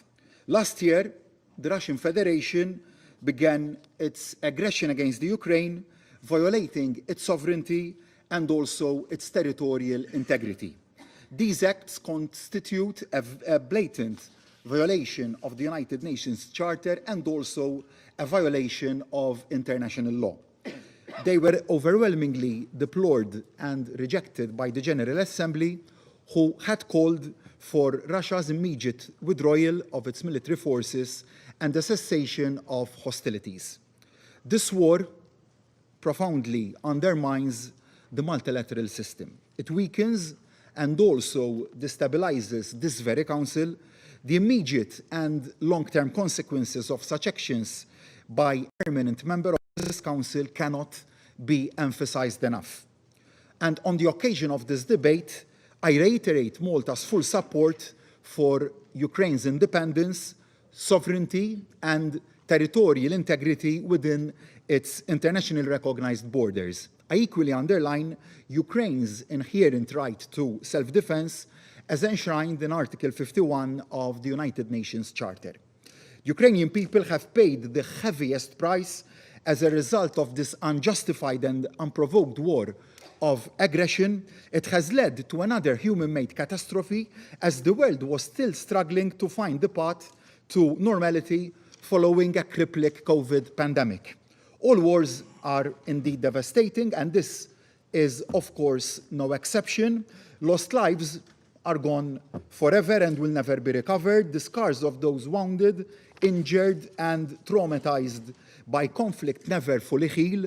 Once the fighting is over, the road to recovery will still be a long and arduous one. Through its actions, Russia did not only bring war back to Europe's shores, it also generated a global food crisis that has seriously impacted mostly developing countries around the world. And while the Black Sea Grain Initiative allowed almost 33 million tons of grain to be shipped, Russia's unilateral decision to pull out of the deal has seen grain prices unfortunately soar up. Again, I once again state Malta's here uncompromising position that using hunger and food supplies as weapons of war is completely unacceptable.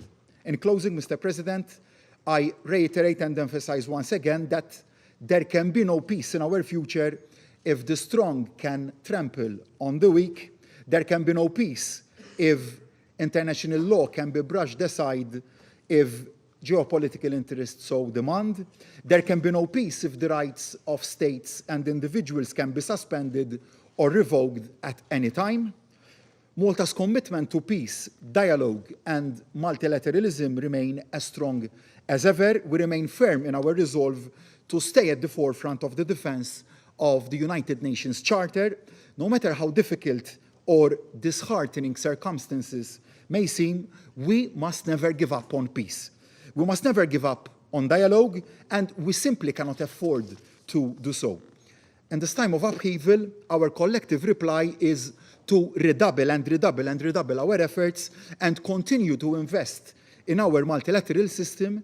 In doing so, we must also reform this Council to make sure it is truly fit for purpose in today's world. A Council that is more transparent, more effective, more representative, more accountable, and also more democratic. Meanwhile, we remain convinced that the only step towards a lasting peace in Ukraine is for Russia to immediately cease all hostilities. It must unconditionally withdraw all its forces and also its military equipment from the entire territory of Ukraine within its internationally recognized borders. Thank you. I thank His Excellency Mr. Abella for his statement. Et je donne maintenant la parole à Son Excellence I now give the floor to His Excellency Mr. Raymond Dongsima, Prime Minister of Gabon.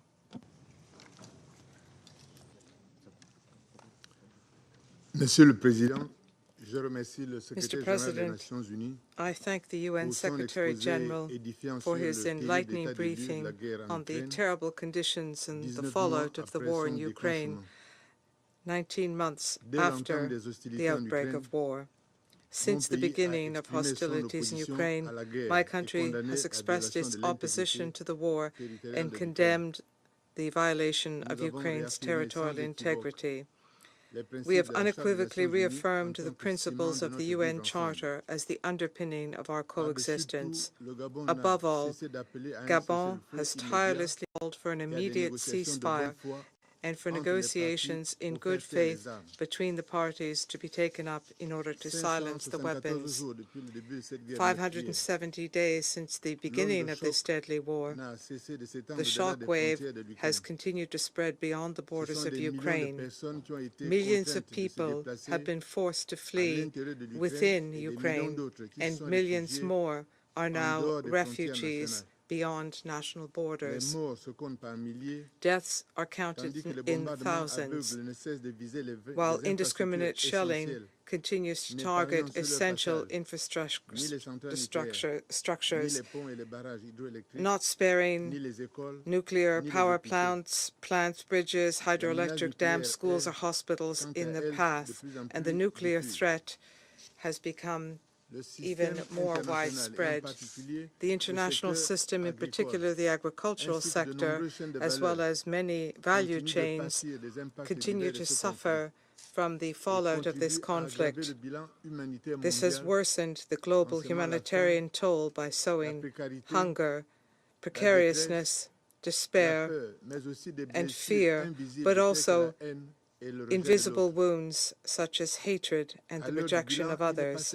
As we assess this situation, it is not clear whether or not the trauma suffered by children, women, and men exposed to the horrors of war will be reflected in the final tally of this conflict. On this point, we wonder how much horror must be suffered before de-escalation is finally considered, how much terror must be sown before the warring parties agree to sit down to talk. Mr. President, since the outset of hostilities, every rostrum in the United Nations has been the stage for accusations and for opposition. They have not provided relief or remedy for those who have fallen in the trenches or who have been crushed under the debris in the battlefields and in the cities and villages of Ukraine. An alternative to war is possible, and it must be found in existing channels outlined in the UN Charter and in relevant resolutions of this Council. Without delay, we must reconcile with the spirit of the UN Charter. Its beating heart is our common determination to spare present and future generations from the scourge of war. My country reiterates its appeal to the parties to negotiate in good faith in order to put an end to this war. We call on the parties to show restraint and responsibility. Everything must be done to ensure de-escalation and to create conditions which will allow for diplomacy. Gabon is convinced that any unilateral action which further deadlocks the situation, hardens positions, and fuels antagonisms must be ruled out. I reiterate my country's opposition to war, opposition to the war in Ukraine, but opposition to any war in the world, in particular the many chronic and cyclical wars in Africa. Rejecting the mindset of war is not fleeing war, nor is it a sign of cowardice or an opportunist stance. We must draw from the indelible lessons of the history of unjust wars, which have been hammered home, that the fact that those who cause, provoke, or maintain these wars are rarely the winners. Beyond the criminal responsibility which can be established, the tribunal of history will be uncompromising, and that is why we reject this mindset of war. We must uphold the noble ideals of the United Nations. My country has a long-standing tradition of peace which has never let us down. We had to take existential choices about our future. We've always been able to opt for peace, and we continue to defend this ideal, which we believe is an imperative, because the war runs counter to the values which underpin this organization and the Security Council. Every day of war brings into question our calling, our mandate, and our credibility. In conclusion, I would like to work together with the parties to help restore peace in Ukraine, because we stand for peace in Ukraine. We support the process of peace and dialogue, and every initiative which aims to activate the channels of diplomacy and to silence the weapons in Ukraine is a good thing. We support the initiatives for peaceful coexistence between Russia and Ukraine. Thank you. I thank His Excellency, Mr. Ndong Sima, for his statement. I now give the floor to His Excellency, the Right Honourable Oliver Dowden, a Member of Parliament, Deputy Prime Minister of the United Kingdom of Great Britain and Northern Ireland. Thank you, President. I am proud to sit here today in solidarity with President Zelensky. He and the Ukrainian people have met Russia's invasion of their country with bravery and with courage. I pay tribute to their fortitude. Ukraine's fight against Russian aggression is not only a fight for freedom, it is also a fight for the principles upon which the United Nations itself is based. Principles underpinned by our Charter, which says that all state sovereignty is equal, that territorial integrity is inviolable, that disputes should be settled peacefully, and that we must protect those things together. When Russia's tanks rolled into Ukraine, they trampled over every single one of those principles. They have done so ever since. Every missile, every bomb, every false arrest, every piece of propaganda has been a flagrant assault not only on freedom, but on our multilateral, rules-based system. If we allow Russia to lay waste to what we have built here, the risks to world order, the risks to us all, are grave. For over a year and a half, Ukraine has been suffering the terrible consequences of Russia's war of choice. We must never forget the human cost. 9,500 people killed, 17,000 people injured, reports of 500,000 military casualties on both sides. Russia has callously targeted schools, hospitals, even playgrounds. Ukrainians have been tortured and they have been raped. Men, women, and thousands of children have been forcibly deported from their homes. And the devastation flows beyond Ukraine's borders. Thanks to their destruction of thousands of tons of grain, the hungry and malnourished people of the developing world are Russia's victims too. That is why the United Kingdom will contribute a further £3 million to the World Food Programme to continue President Zelensky's Grain from Ukraine initiative. Of course, the only way to end this widespread suffering is through a just and lasting peace. Ukraine has demonstrated their commitment to peace time and time again, including in Copenhagen and in Jeddah this summer. But they have also shown on the battlefield this summer that they are capable of restoring the sovereignty and territorial integrity that must be the foundations of any peace. Ukraine's counteroffensive has put Russia under pressure. In total, Ukraine has regained 50% of the territory seized since the war began. And in Kharkiv and Kherson, the yellow and blue flag flies high once again. That flag flies throughout the rest of the world, reflecting the solidarity we feel to Ukraine. Yet, we may wonder, what difference does this support make when Russia seems so impervious to United Nations demands? When it seeks to fuel its aims with arms from sanctioned states such as Iran and the DPRK, and when it conducts sham elections in Ukraine's own sovereign territory. The truth is this: Russia knows the power of collective action because it tries so hard to weaken and divide the international community. So, just as we need to confront our biggest challenges on global poverty, on climate change, on artificial intelligence collectively, we need effective multilateralism to achieve resolution, to seek justice for the many, many victims, to rebuild ruined cities and create new opportunities, to get grain exports flowing again, to help put Ukraine back on the path to prosperity, to secure peace. And that is what we shall do together. Thank you, Mr. President. I thank His Excellency the Right Honourable Dowden for his statement. I now give the floor to His Excellency Mr. Antony Blinken, Secretary of State of the United States of America. Thank you very much. Mr. Prime Minister, thank you for focusing the Security Council on this critically important issue. And Mr. Secretary General, thank you for the moral clarity that you've shown in dealing with Russia's war against Ukraine. We're grateful to have been able to welcome President Zelensky to this council table, and we thank him.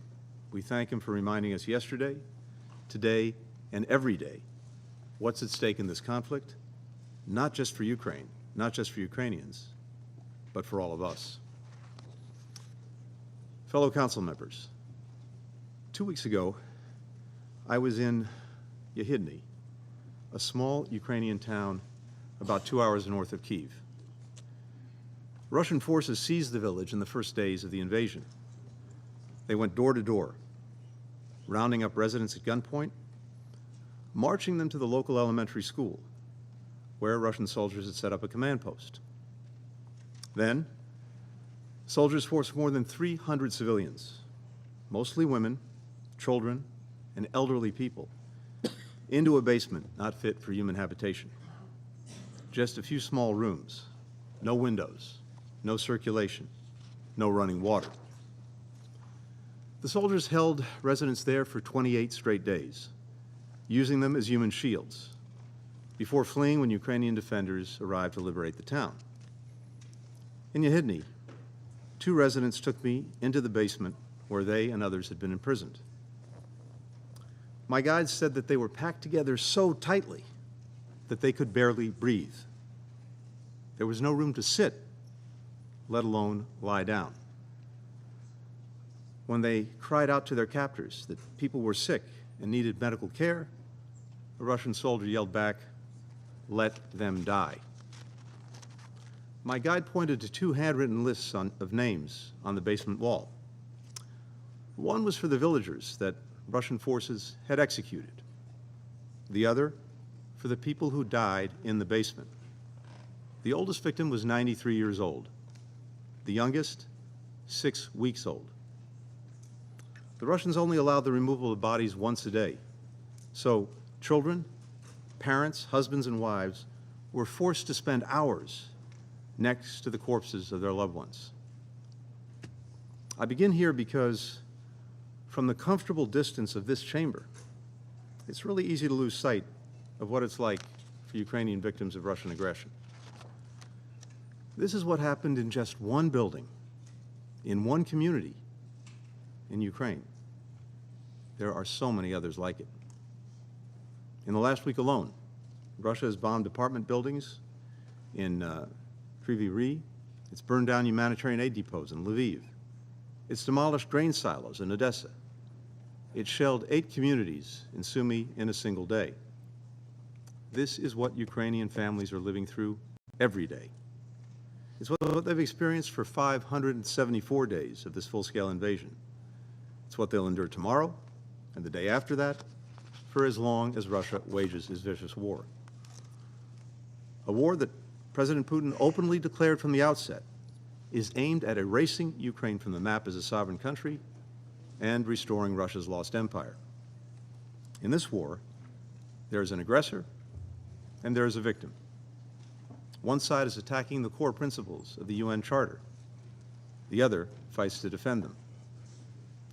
For over a year and a half, Russia has shredded the major tenets of the United Nations Charter, the Universal Declaration of Human Rights, international humanitarian law, and flouted one Security Council resolution after another. Let's review. First, Russia's invasion itself violates the central pillar of the UN Charter, respect for the sovereignty and territorial integrity of all nations. Second, Russia is committing war crimes and crimes against humanity in Ukraine on an almost daily basis. Third, Russia continues to engage in reckless nuclear saber-rattling, announcing that it's stationing nuclear weapons in Belarus and continuing to use Europe's biggest nuclear power plant and its employees as a shield for its aggression, risking catastrophic consequences. Fourth, Russia is weaponizing hunger. Thanks to the Black Sea Grain Initiative, brokered by the Secretary General and Turkey, approximately 33 million metric tons of grain reached global markets, driving down food prices around the world. Nearly 2/3 of the wheat exported through that deal went to developing countries. Not only did Putin pull out of the deal, but Russia is now mining Ukraine's fields, bombing its ports and rails, burning its silos.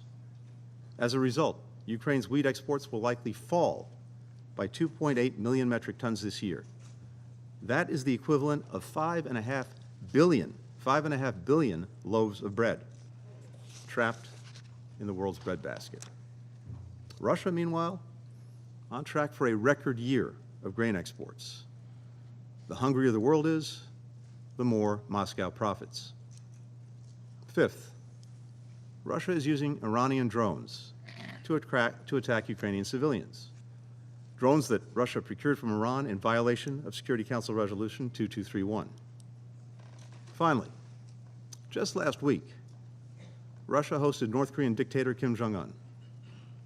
Putin said that they discussed ways to cooperate militarily, while Kim pledged the DPRK's, and I quote, full and unconditional support, end quote, for Russia's war of aggression.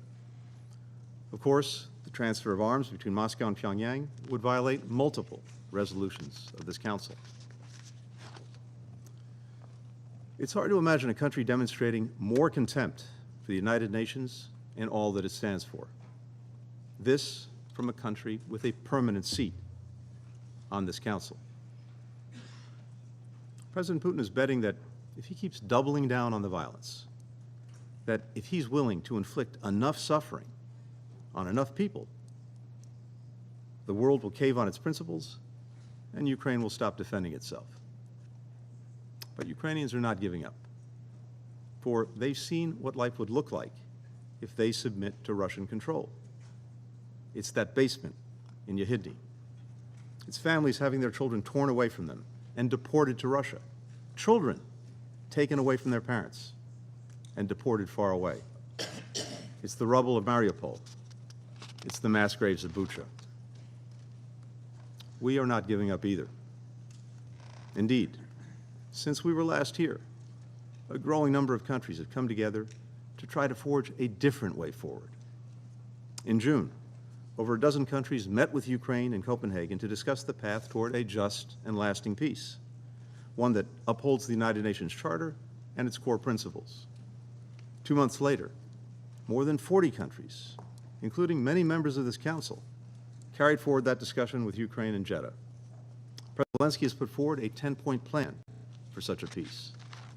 President Putin has put forward nothing. Now, some argue that continuing to stand with Ukraine and holding Russia accountable distracts us from addressing other priorities, like confronting the climate crisis, expanding economic opportunity, strengthening health systems. That is a false choice. We can and we must do both. We are doing both. We must work together to tackle the global challenges that are affecting our people, meet the Sustainable Development Goals, invest in a world where all people have an opportunity to reach their full potential. The United States is the world's leading contributor to these efforts. And as President Biden told the General Assembly yesterday, we will continue to do more than our share to answer the imperatives of our time. At the same time, as President Biden has made clear, we must continue to shore up the pillars of peaceful relations among nations, without which we will be unable to achieve any of our goals. That's why we must send a clear message, not only to Russia, but to all would-be aggressors, that we will stand up, not stand by, when the rules that we all agreed to are being challenged. Not only to prevent conflict, instability, and suffering, but to lay the foundation for all that we can do to improve people's lives in times of peace. I opened by sharing the horrors that I saw in Yehidny. Let me close by telling you what else I saw that day in Ukraine. I saw volunteers rebuilding homes that had been razed by Russian bombs, farmers harvesting fields, people reopening businesses, citizens clearing mines and unexploded ordnance, children returning to schools. In short, I saw a nation rebuilding and reclaiming its future. That is the right of all members of our United Nations. That's what we defend when we stand up for the international order. The right of people not only to survive, but to thrive, to write their own future. Our people, Ukraine's people, the people of all nations, get to write their own future. We cannot, we will not let one man write that future for us. Thank you. I thank His Excellency Mr. Blinken for his statement, and now I give the floor to His Excellency Mr. Sergei Lavrov, Minister for Foreign Affairs of the Russian Federation. Mr. President, Mr. Secretary General, colleagues, the existing international order was based on the ruins and following the colossal tragedy of the Second World War.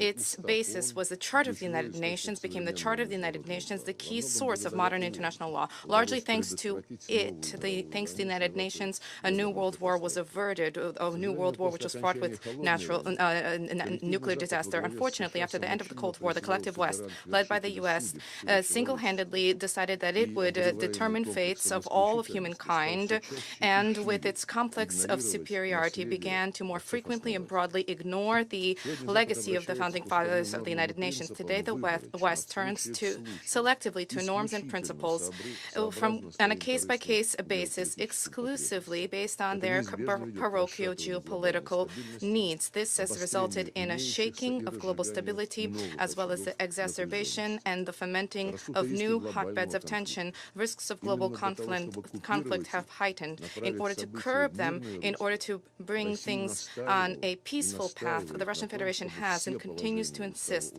on all provisions of the United Nations Charter being respected and applied not selectively, but fully in their full and interconnected way. This includes the principle of the sovereign equality of states, non-intervention in their domestic affairs, respect for territorial sovereignty, territorial integrity, and the right of peoples to self-determination, and the actions of the U.S. and their allies attest to the systematic violation of the balance of needs which have been enshrined in the Charter. Since the collapse of the USSR and the establishment of independent states in its place, the U.S. and its satellites have egregiously and openly interfered in the domestic affairs of Ukraine, as was publicly and even with pride recognized by the Deputy Secretary of State Victoria Nuland in 2013.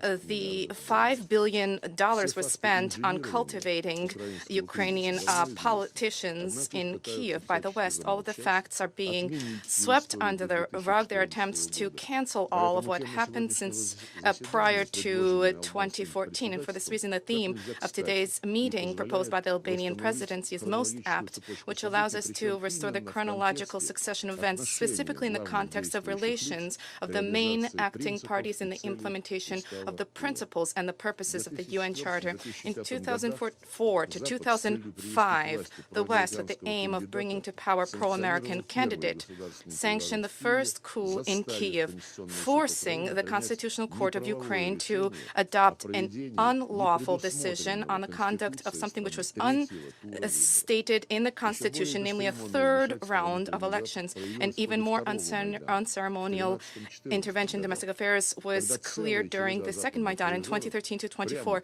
Then a litany of Western leaders directly encouraged participants in anti-government demonstrations and acts of violence. The same Victoria Nuland discussed with the U.S. ambassador in Kyiv the composition of the future government to be composed of putschists and the EU's real place in world policy. We all remember her obscene two words, showing that the EU swallowed this. In February 2014, the U.S. selected individuals who became key participants in the brutal coup, which was organized, I would recall, one day after what was reached under the guarantees of Germany, Poland, and France. I refer to the agreement between the legitimately elected president of Ukraine and the opposition leaders. The principle of non-intervention in domestic affairs was repeatedly trampled upon. Immediately after the coup, the putschists announced that their top priority was to deny the rights of Russian language speakers in Ukraine, and the residents of Crimea and southeast of the country who refused to reconcile themselves to the outcomes of the coup were labeled terrorists. A punitive operation was unleashed against them. In response to this, Crimea and Donbass conducted referenda fully in line with the principles of equality and self-determination of peoples, which are enshrined in paragraph 2 of Article 1 of the UN Charter.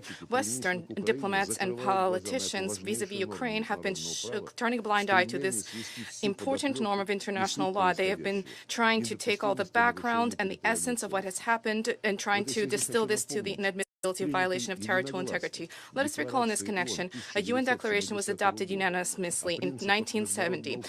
This is a declaration on the principle of international law pertaining to friendly relations and cooperation amongst states.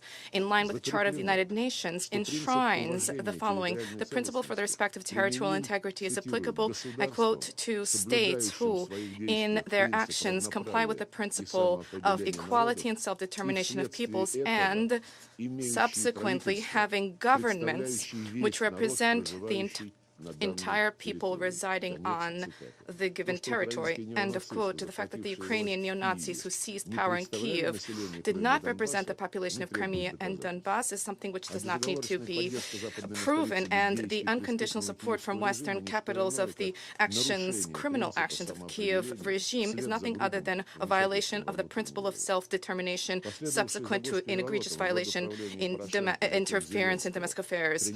Poroshenko and Zelensky adopted racist laws on the prohibition of everything Russian: education, media, culture, the destruction of books and monuments, prohibition on the Ukrainian Orthodox Church, seizure of its property.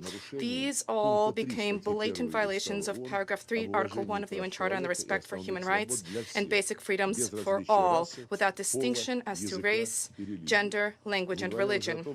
Not to mention the fact that these actions directly ran counter to the Constitution of Ukraine itself, the Constitution, which sets out the obligation of the state to respect the rights of Russian and other national minorities. When we hear calls for implementation of the peace formula to bring Ukraine back to the 1991 borders, a question arises, who's being called for this? Those calling for this, are they familiar with the statements of Ukrainian leadership about what they intend to do with the residents of the relevant territories? And with respect to them, publicly, at the official level, repeatedly there have been threats voiced of their physical or legal annihilation. Incidentally, similarly, Western not only has not been deterring its Western protégés in Kyiv, but has enthusiastically been encouraging this anti-Russian policy. Incidentally, similarly, members of the EU and NATO have for decades been encouraging the actions of Latvia and Estonia to strip the rights of hundreds of thousands of Russian language residents who have been called non-citizens. Now there is a serious discussion for the introduction of criminal responsibility, criminal liability for the use of their mother tongue. Senior officials officially state that the spread of information about the possibility of remote school programs, that this possibility needs to be considered as something almost a threat to national security, which requires the attention of law enforcement bodies. Turning back to Ukraine, in February 2015, the Minsk agreements were reached, and this included they were approved by a Special Security Council resolution fully in line with Article 36 of the Charter, which supports, I quote, any procedure for the resolution of disputes that was adopted by the parties. In this specific case, Kyiv, Donetsk, and Lugansk. However, last year, all of the signatories of the Minsk agreements, except for Mr. Putin, I refer to Merkel, Hollande, and Poroshenko, publicly, and with some kind of pleasure even, recognized that having signed this document, they had no intention of implementing it. They were simply looking to gain time to shore up the military capability of Ukraine and to funnel weapons into the country to be used against Russia. For all of these years, if the EU and NATO directly supported the sabotage of the Minsk agreements, encouraged the Kyiv regime to use force to address problems in Donbass, and this was all in breach of Article 25 of the Charter, according to which all members of the United Nations agreed to accept and carry out the decisions of the Security Council. Let us recall that the package of the Minsk agreements, the heads of Russia, Germany, France, and Ukraine signed a declaration where Berlin and Paris assumed an obligation to do a lot, including to help to restore the banking system in Donbass. But they didn't move a finger. They merely observed how, contrary to all of those obligations, Poroshenko announced a trade, economic, and transport blockade against Donbass. In that same declaration, Berlin and Paris assumed an obligation to comply with a trilateral agreement in the EU, Russia, Ukraine format to practically resolve issues of concern to Russia in the area of trade, as well as to advance the establishment of a shared humanitarian economic space from Atlantic to the Pacific, I quote. This declaration was also endorsed by the Security Council and was also subject to implementation in line with Article 25. But this obligation also of the leaders of Germany and France was an empty promise and yet another violation of Charter principles. Recently, the foreign minister of the Gromyko, the Soviet Union prime minister, said better to have 10 years of negotiations rather than a day of war. Following this, we have been engaged in painstaking negotiations, reaching agreements on European security. We approved the founding Russia-NATO Act. We adopted at the highest level the OSCE Declaration on the Indivisibility of Security in 1999 and in 2010. And beginning with 2015, we insisted on the unconditional implementation of the Minsk agreements, which emerged as a result of negotiations. And this is all fully in line with the Charter of the United Nations, which demands, I quote, to ensure conditions for the just and respect for obligations which emanate from treaties and other sources of international law, I quote. End of quote. And Western colleagues trampled upon this principle as well when they signed onto these documents, knowing in advance that they had no intention, would not comply with this. This has been repeatedly seen, and Mr. Putin referred to this repeatedly, including recently, and I'd like to remind the distinguished Secretary of State that President Zelensky signed a decree prohibiting the conduct of negotiations negotiations with the government of Putin. If the U.S. is so interested in them, I don't think it would be very difficult to give the command for the decree of Zelensky to be lifted. Now, in our Western opponents' rhetoric, we hear slogans: invasion, aggression, annexation, not a word about the root causes of the problems, where they cultivated and encouraged openly Nazi regimes, which openly rewrote the outcomes of the Second World War and the history of their own people. A substantive negotiation based on facts and respect for all of the requirements of the UN Charter is something which the West has avoided. And it seems that there is a fear of professional discussions that would reveal demagoguery with incantations of territorial integrity. Former colonial powers failed to mention the need for Paris to return the so-called French Mayotte and the composition of the islands, for London to withdraw from the Chagos archipelago, to begin discussions with Buenos Aires and the Malvinas Islands. These supporters of champions of territorial integrity in Ukraine now make it appear as if they don't even remember the sense of the Minsk agreements, which lies, I recall, in the reunification of Donbass and Ukraine with a guarantee for respect for the fundamental human rights. First and foremost, the right to one's mother tongue. Having torn apart these agreements, the West now bears full responsibility for the collapse of Ukraine and for the fomenting of civil war there. Other principles in the Charter, respect for which could have prevented the security crisis in Europe and could help to reach an agreement on the basis of balance of interest, I would mention Article 2 of Article 8, which sets out the need to develop the practice of peaceful resolution of dispute with the assistance of regional organizations. In line with this principle, the Russian Federation, together with our allies, has been consistently advocating the restoration of contacts between the Collective Security Treaty Organization, the CSTO, and NATO to facilitate the practical implementation of the above-mentioned outcomes of the OSCE Summit on the indivisibility of security, which stipulate, among other things, I quote, "Not a single state, group of states, or organization can be vested with the primary responsibility for the maintenance of peace and security and stability in the OSCE region, or consider any part of that region as a sphere of influence, of its influence."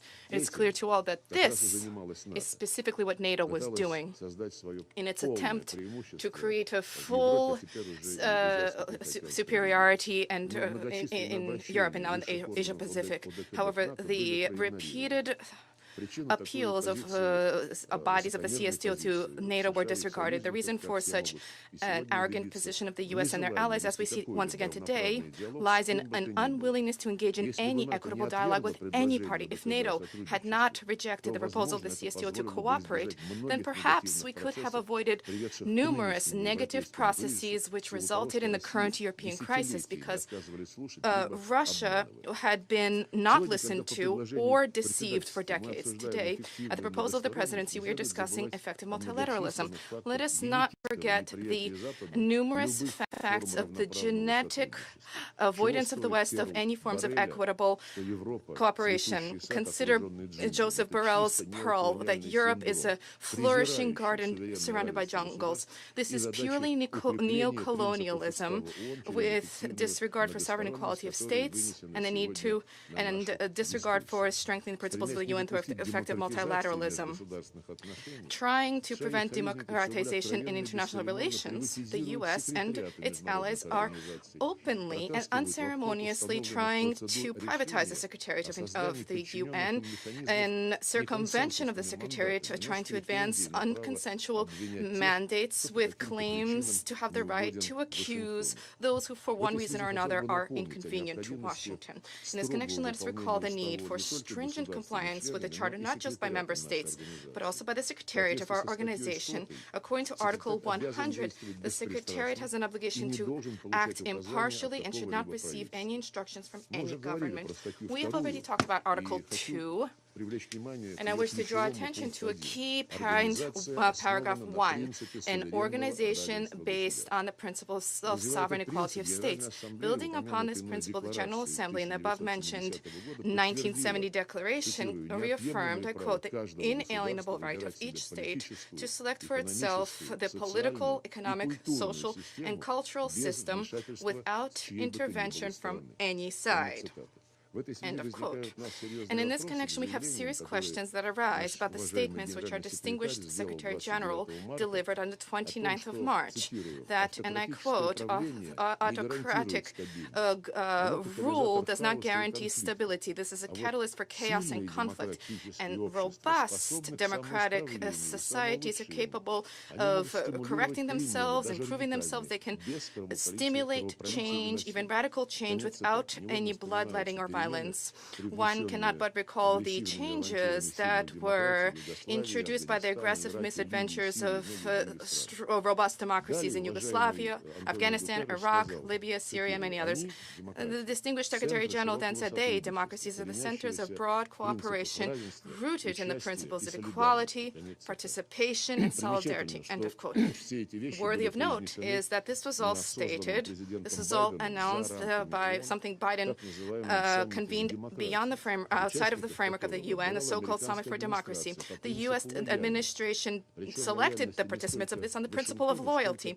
Loyalty not so much for Washington, but rather the Democratic Party, which rules in Washington, attempts to use a new formula to address issues directly contradict paragraph 4, Article 1 of the UN Charter, which sets out the need, I quote, to ensure the role of the organization as a center for agreeing on action for the achievement of shared goals. Contrary to this principle, many years ago, France, Germany, they proclaimed an alliance of multilateralists, where they also invited only those who were obedient. And this in and of itself once again points to the unshakable nature of the colonialist mentality and the view of the initiators of this meeting vis-a-vis the principle of effective multilateralism. In parallel, there was a narrative that was imposed about the European Union as the ideal of multilateralism. Now there are calls from Brussels to expand the membership of the EU as soon as possible to include specifically the Balkan countries. But most importantly, it's not about Serbia, not about Turkey, where for decades hopeless talks have been carried out for their entry, but rather this is about Ukraine. Joseph Borrell recently said that the Kiev regime needs to be accepted into the EU as soon as possible. Apparently, had it not been for the war, this would have taken years, and now there's a need to do so without respect for any criteria. Serbia, Turkey, and others, they'll wait, but the Nazis can skip the queue to enter the ranks of the EU. Incidentally, at the same Summit for Democracy, the Secretary General proclaimed that democracy emanates from the Charter of the United Nations. The first words of the Charter, we the people, reflects a fundamental source of legitimacy, the consent of the governed. Quote, it is useful to compare this premise with the track record of the Kiev regime, who, beginning with the coup in 2014 and the war being unleashed against its own people, against the millions of people who did not consent to rule by neo-Nazis and Russophobes, thereby undermining the territorial integrity of Ukraine. Those who, contrary to the Charter, divides in democracies and autocracies, fail to respond to the question of what category they place the Ukrainian regime in. I won't wait for an answer. So there's a question about the relationship between the Security Council and the General Assembly. The Western aggressive clique has been peddling the theme of abuse of the right of veto, and not with an incorrect focus on members of the UN.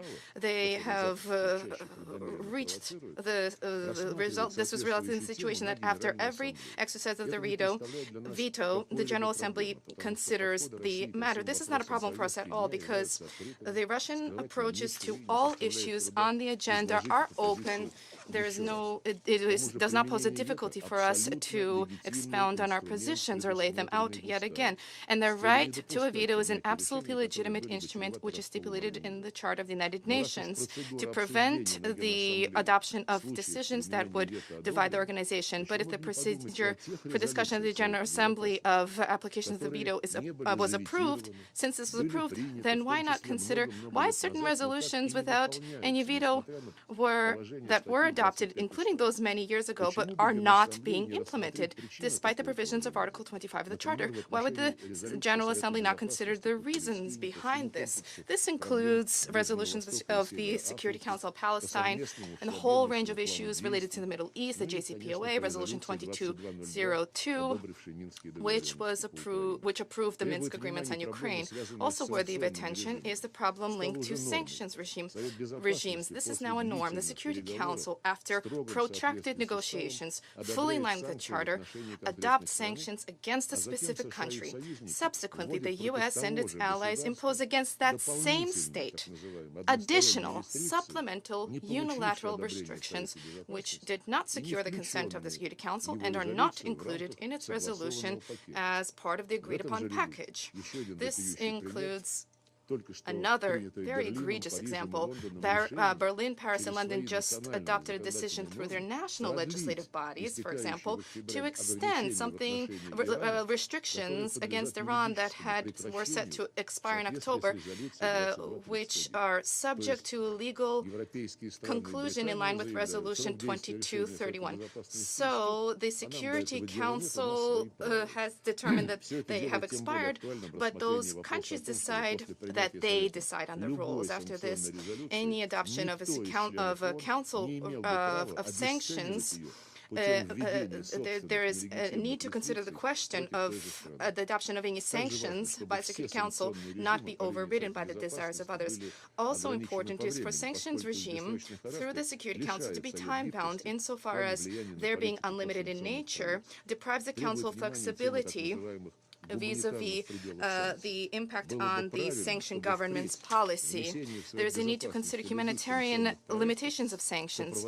For sanctions projects introduced at the Security Council should be accompanied by assessments about their consequences through consequences by humanitarian agencies of the UN, rather than being accompanied by demagogical exhortations of Western colleagues that ordinary people will not suffer.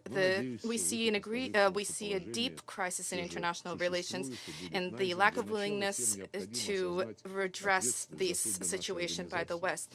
And the organization is responsible for the fate of the world in the historic context. There's a need to abandon parochial, short-sighted arrangements and national elections of any given member state being taken into account. Let us once again recall, nearly 80 years ago, having signed on to the UN Charter, world leaders agreed to respect the sovereign equality of all states, large states, small states, poor ones, rich ones, monarchies, republics. In other words, even then, humankind recognized the need for equitable, polycentric world order as a guarantee for the sustainability and security of its development. For this reason, we're not talking today about subordinating ourselves to some kind of a rules-based order, but we are talking about compliance with all of the obligations which we shouldered when signing the Charter in all of their integral and interconnected nature. Thank you.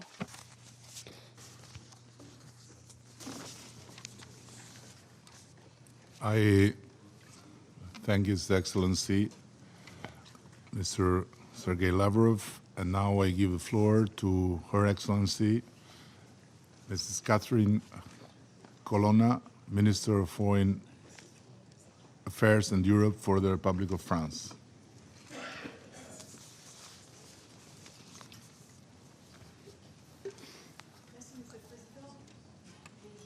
Microphone, please. I thank the Secretary General for his remarks. I wish to take this opportunity to begin by applauding the statement delivered by the President of Ukraine, Volodymr Zelensky. For the past 18 months, he has been embodied Ukrainian action. He has been the countenance and the voice of millions of Ukrainian people who have been fighting for their freedom with admirable courage. Before this council, whose mandate focuses on international peace and security, his call is something which we need to respond to. On 24 February 2022, the Russian Federation chose to unleash a war of aggression against a sovereign state in violation of all its international commitments and principles, which for 8 decades have prevailed in relations among nations. A war with no other motivation than the Russian desire to restore its dream of an imperial past, despite the fact that this had been condemned by history. This in Ukraine is evidently the main victim of this war. Ukraine and its people every day endure atrocities, war crimes, shelling, torture. Ukrainian children, thousands of Ukrainian children have been forcefully abducted from their families and transferred to the Russian Federation. This is an abomination. Ukrainian women, men, children have endured mass rape, which has been used as a war crime, another crime. Yes, this war is a war against Ukraine, against the Ukrainian people, but this is also a war against the rules of international life. For this is a war against the most basic principles of our shared charter.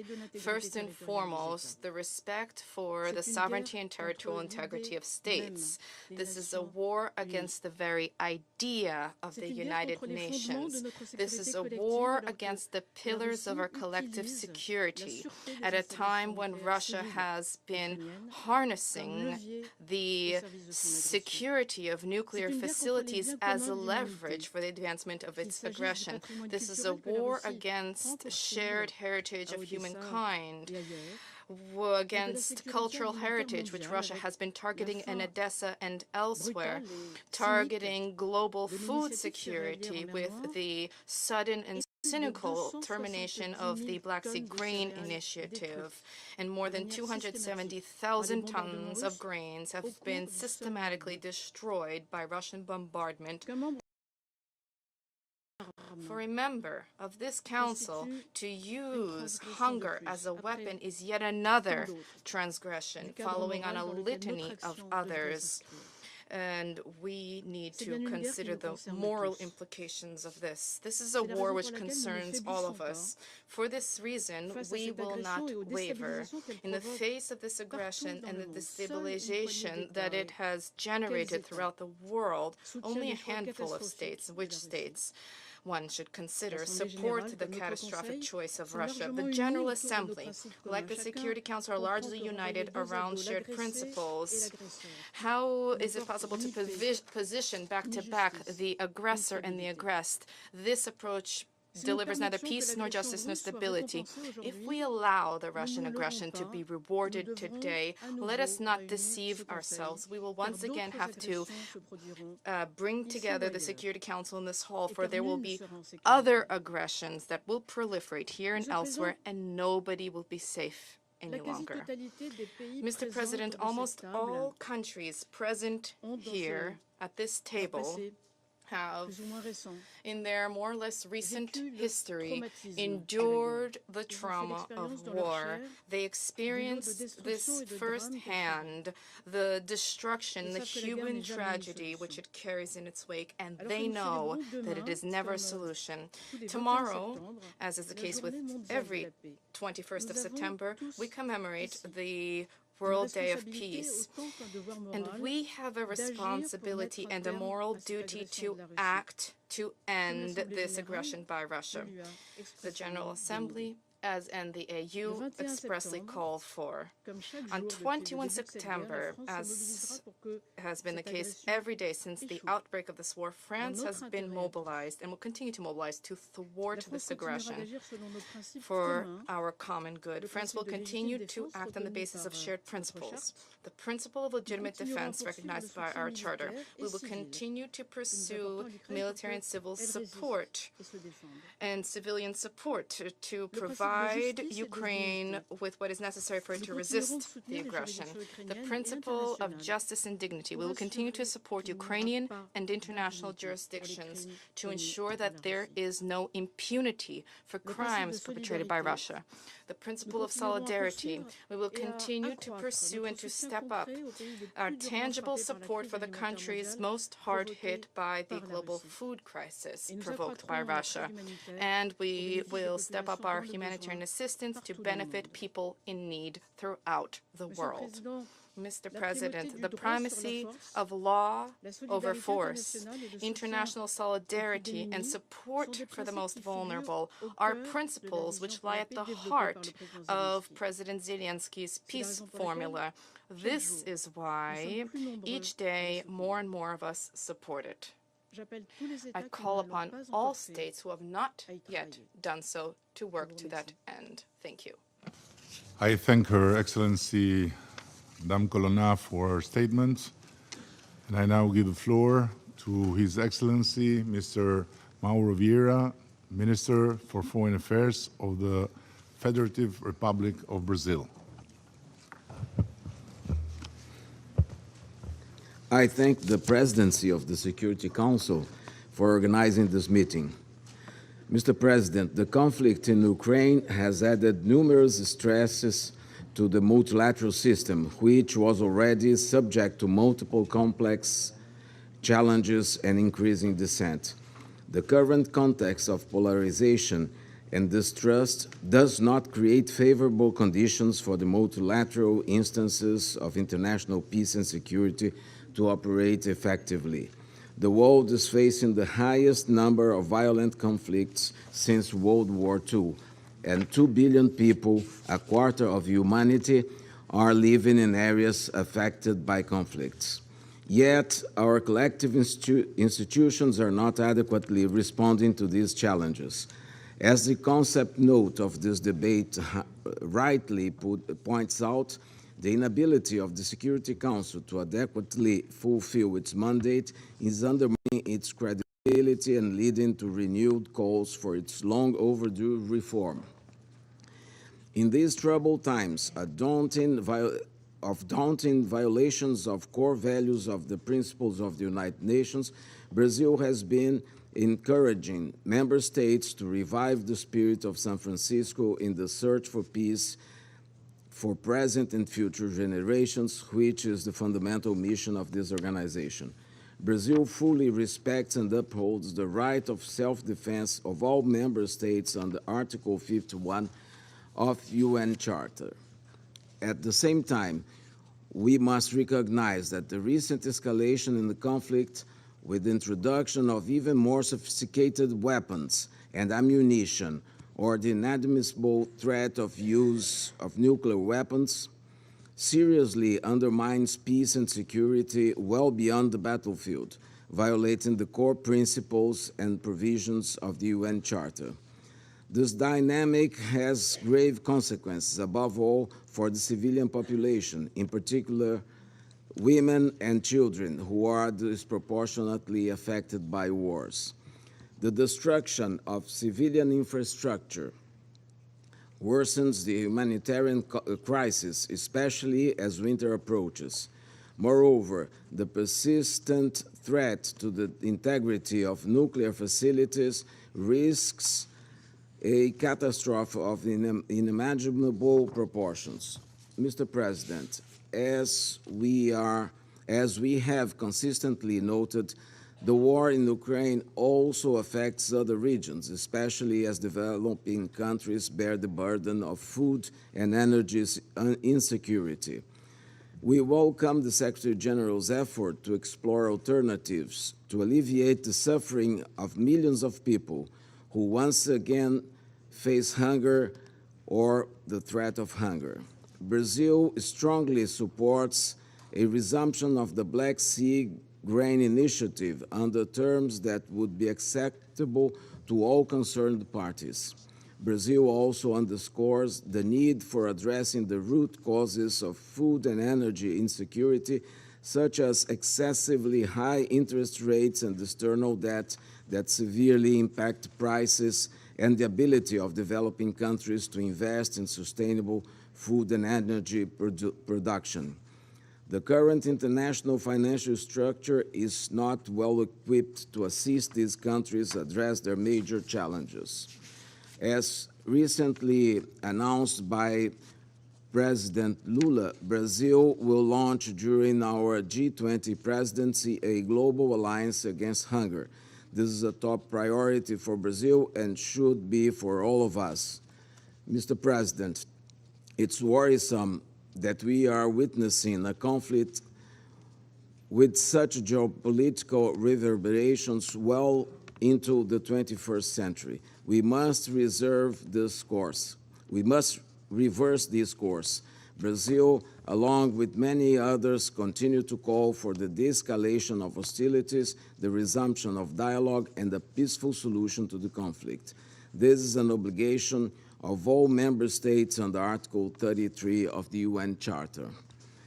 There is no military solution to this conflict, only a political solution that takes into account the purpose and principles of the UN Charter and the legitimate security concerns of all parties will bring lasting peace. The international community will have to assist the parties to come to a negotiated and lasting solution. Brazil is prepared to do its part. Mr. President, the space for diplomacy and peaceful solution is narrowing. We must set aside practices that only deepen divisions instead of contributing to a more peaceful world and work together for renewed multilateralism. Brazil firmly advocates for mediation and preventive diplomacy as indispensable tools to prevent the escalation of crisis. With this view, Brazil has been engaged in several fora to deal with the Ukrainian crisis. We have sent high representatives to Copenhagen and Jeddah. We have also spoken bilaterally to the concerned parties. We strongly encourage that in these conversations, both parties should be heard and their views carefully taken into consideration. Talking to only one part or the other will not help advancing the cause of durable peace. A comprehensive approach, as suggested, will be the only way forward to enable peaceful negotiations. With that in mind, we will organize next month, during our presidency of the Security Council, a high-level open debate on the contributions of regional, sub-regional, and bilateral arrangements to the prevention and peaceful resolution of disputes. I count on your participation in October. Thank you, Mr. President. I thank His Excellency Mr. Vieira for his statement, and now I give the floor to Her Excellency Mrs. Mariam Al-Mairi, Minister of Climate Change and Environment, Chief of the International Affairs Office at the Presidential Court of the United Arab Emirates. Thank you, Mr. President. I extend my gratitude to Secretary General Guterres for his valuable briefing and wish to acknowledge the heads of state and government and other high-level representatives present today. I also welcome the participation of President Zelensky. I commend Albania for convening this critical open debate. The UAE has long advocated for a peaceful resolution to the war in Ukraine that upholds the UN Charter. The war has wrought a devastating toll on human life, including the displacement of almost 2 out of every 3 children in Ukraine. The country now bears the grim record for the highest concentration of landmines in the world, rendering nearly 1/3 of the country no longer safe due to unexploded ordnance. This conflict has further ravaged food and transport infrastructure. we stress once again the need for all parties to comply with their obligations under international humanitarian law and specifically the protection of those objects indispensable to the survival of the civilian population. We are deeply concerned by the ramifications of the destruction of infrastructure on survivor services, healthcare, and other critical forms of support, especially on women and children, who already bear the brunt of armed conflict. The UAE has pledged $100 million to help address the humanitarian crisis. We have sent 11 airlifts of relief and medical supplies for children and the elderly, provided more than 2,500 generators, and sent 23 ambulances just this week. The UAE has also provided $4 million in funding for First Lady Olena Zelenska's Foundation's programming for orphans. Beyond Ukraine, the war's global ripple effects are evident, especially in the pronounced impact on food security, including in our own region. Let me restate that the UAE remains steadfast in supporting the renewal of the Black Sea Grain Initiative and the full implementation of the MOU on Russian fertilizers and food products, as well as any discussions that support these goals. Mr. President, while crucial, these measures only alleviate rather than end suffering. World leaders, especially this week in the General Assembly, have made clear the global desire for a just and sustainable peace in Ukraine, one that upholds the UN Charter. A diverse set of countries is increasingly coming together around the common cause of peace in Ukraine. We welcome the role played by countries such as the Kingdom of Saudi Arabia and China, as well as the African Peace Initiative, in supporting all possible routes to a peaceful settlement. In these calls, there is growing recognition of the urgency of the task, not just for Ukraine, but for all of us. The war amplified the erosion of faith in multilateralism. Achieving peace can begin its restoration. Of course, peace will only come out of diplomatic talks between Russia and Ukraine, and it will only be just and sustainable if it upholds the UN Charter. The UN Security Council and its members have a vital role to play in this process. We can encourage and incentivize de-escalation, extend the agency to uphold the UN Charter to every file before us, and expand the circle of peacemakers to reflect today's global realities. We would welcome an increasingly representative council and believe the discussions on Security Council reform should move forward with serious intention. Though the path to peace in Ukraine may be arduous, it doesn't license inaction. There is only one sustainable path to a just and lasting peace in Ukraine, in line with the UN Charter and preserving its sovereignty, independence, and territorial integrity, and the UAE stands ready to support that objective. Thank you, Mr. President. I thank Her Excellency, Ms. Almairi, for her statement, and I give the floor to His Excellency, Mr. Ma Jiaosu, Executive Vice Minister of Foreign Affairs of the People's Republic of China.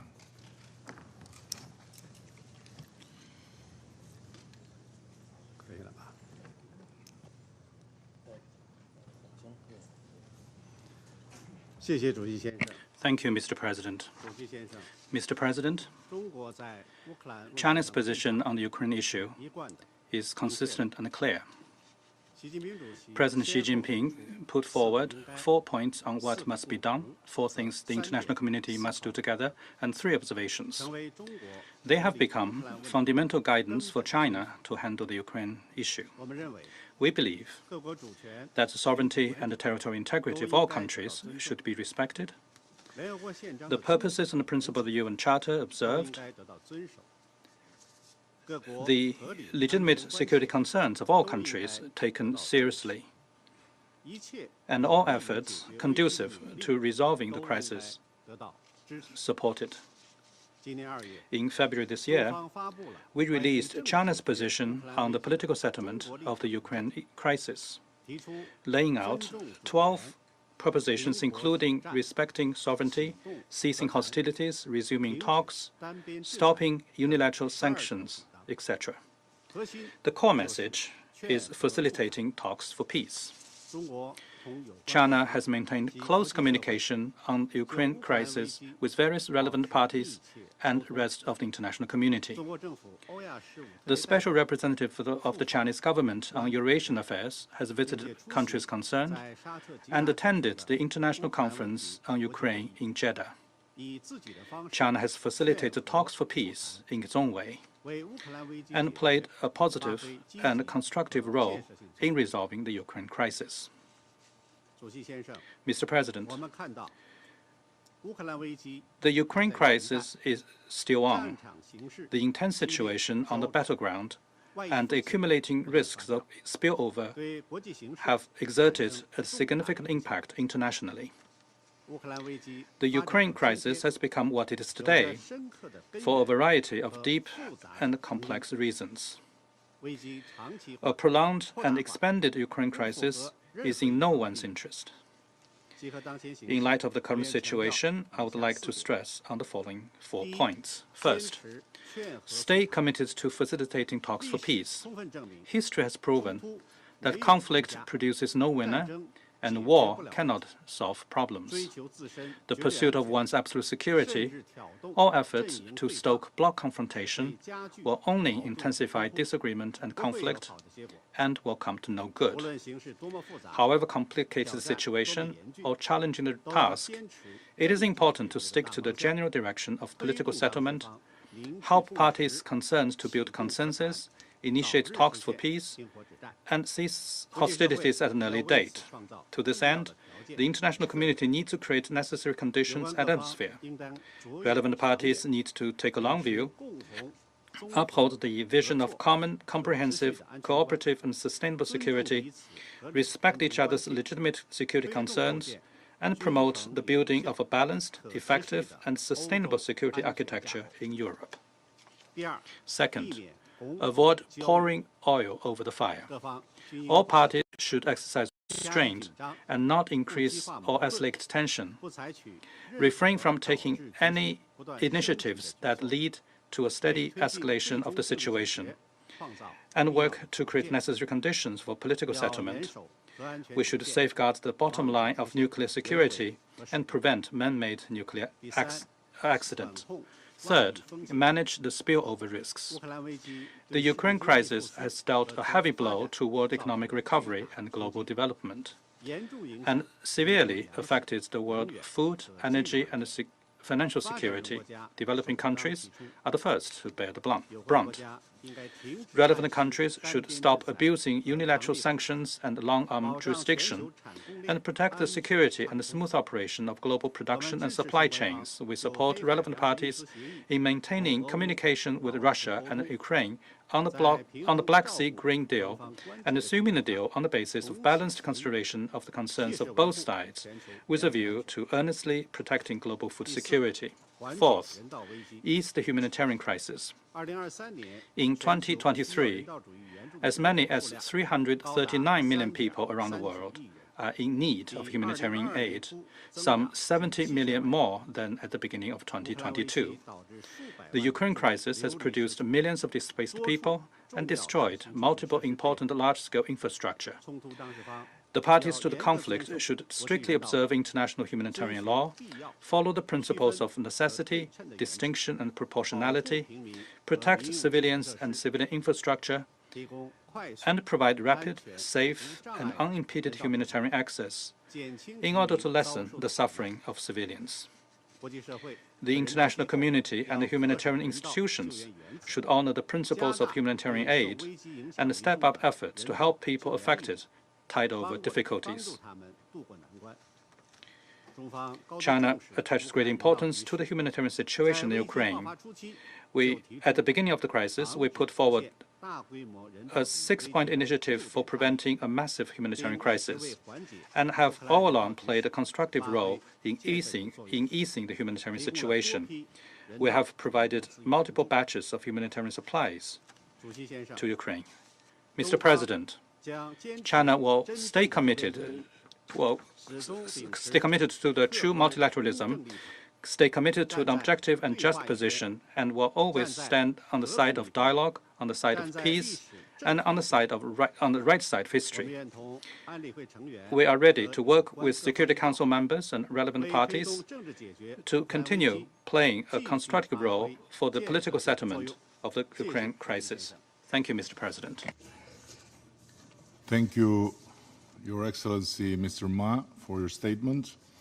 And now I give the floor to representatives of Mozambique. Thank you very much, Mr. President. I wish to thank the Albanian presidency for convening this briefing. We also wish to express our deep gratitude to the Secretary General for his invaluable insights. Mr. President, it is not redundant that we remind ourselves of the importance of multilateralism, fostering cooperation, partnership, interaction between states based on a shared system of norms and values. Multilateralism also involves consultation, dialogue, inclusion, respect, solidarity, and is guided by collectively developed rules that ensure sustainable and effective cooperation. More significantly, the importance of multilateralism lies in its ability to enable us, sovereign states, to solve complex challenges collectively that they could be not overcome individually. By nurturing peace before, during, and after conflicts, multilateralism contributes to sustainable and lasting peace. It is in this regard that the Security Council must play its crucial role in maintaining international peace and security by facilitating political process, protecting civilians, preventing wars, promoting human rights, and restoring the rule of law. Mr. President, this protracted conflict between Russia and Ukraine constitutes a grave risk to the maintenance of global peace and security. This, in essence, perfectly illustrates the struggle multilateralism faces.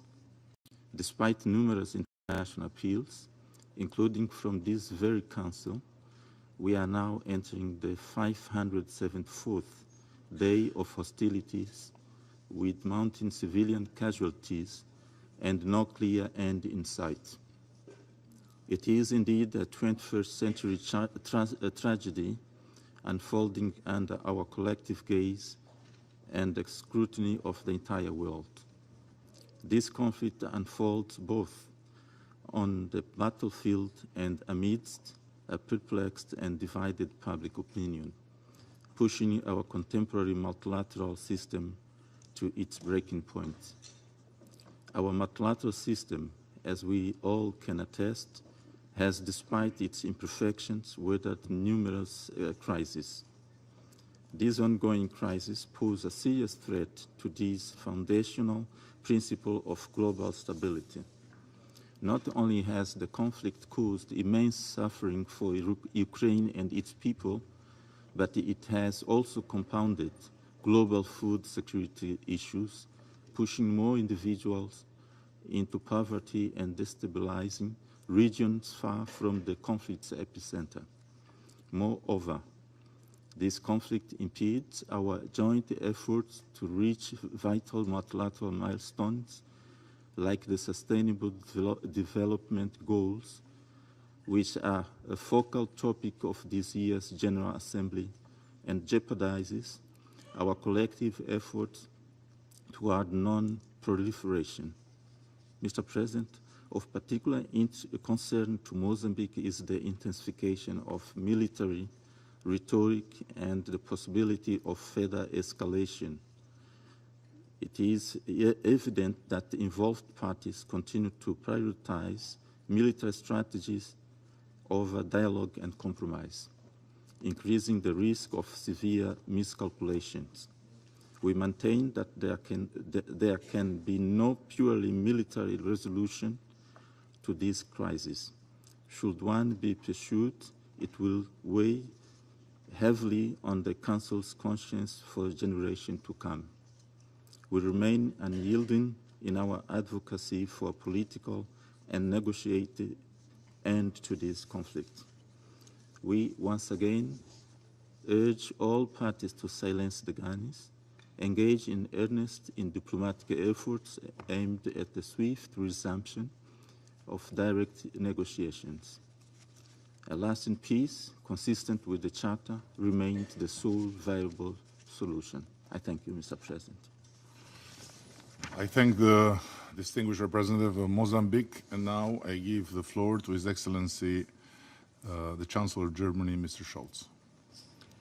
Mr. President, colleagues, excellencies, it has been almost 19 months since Russia started a brutal war of aggression against its sovereign neighbor, Ukraine. Tens of thousands of soldiers and Ukrainian civilians have been killed. Countless Ukrainian children have been abducted. Russian troops have murdered, raped, and tortured.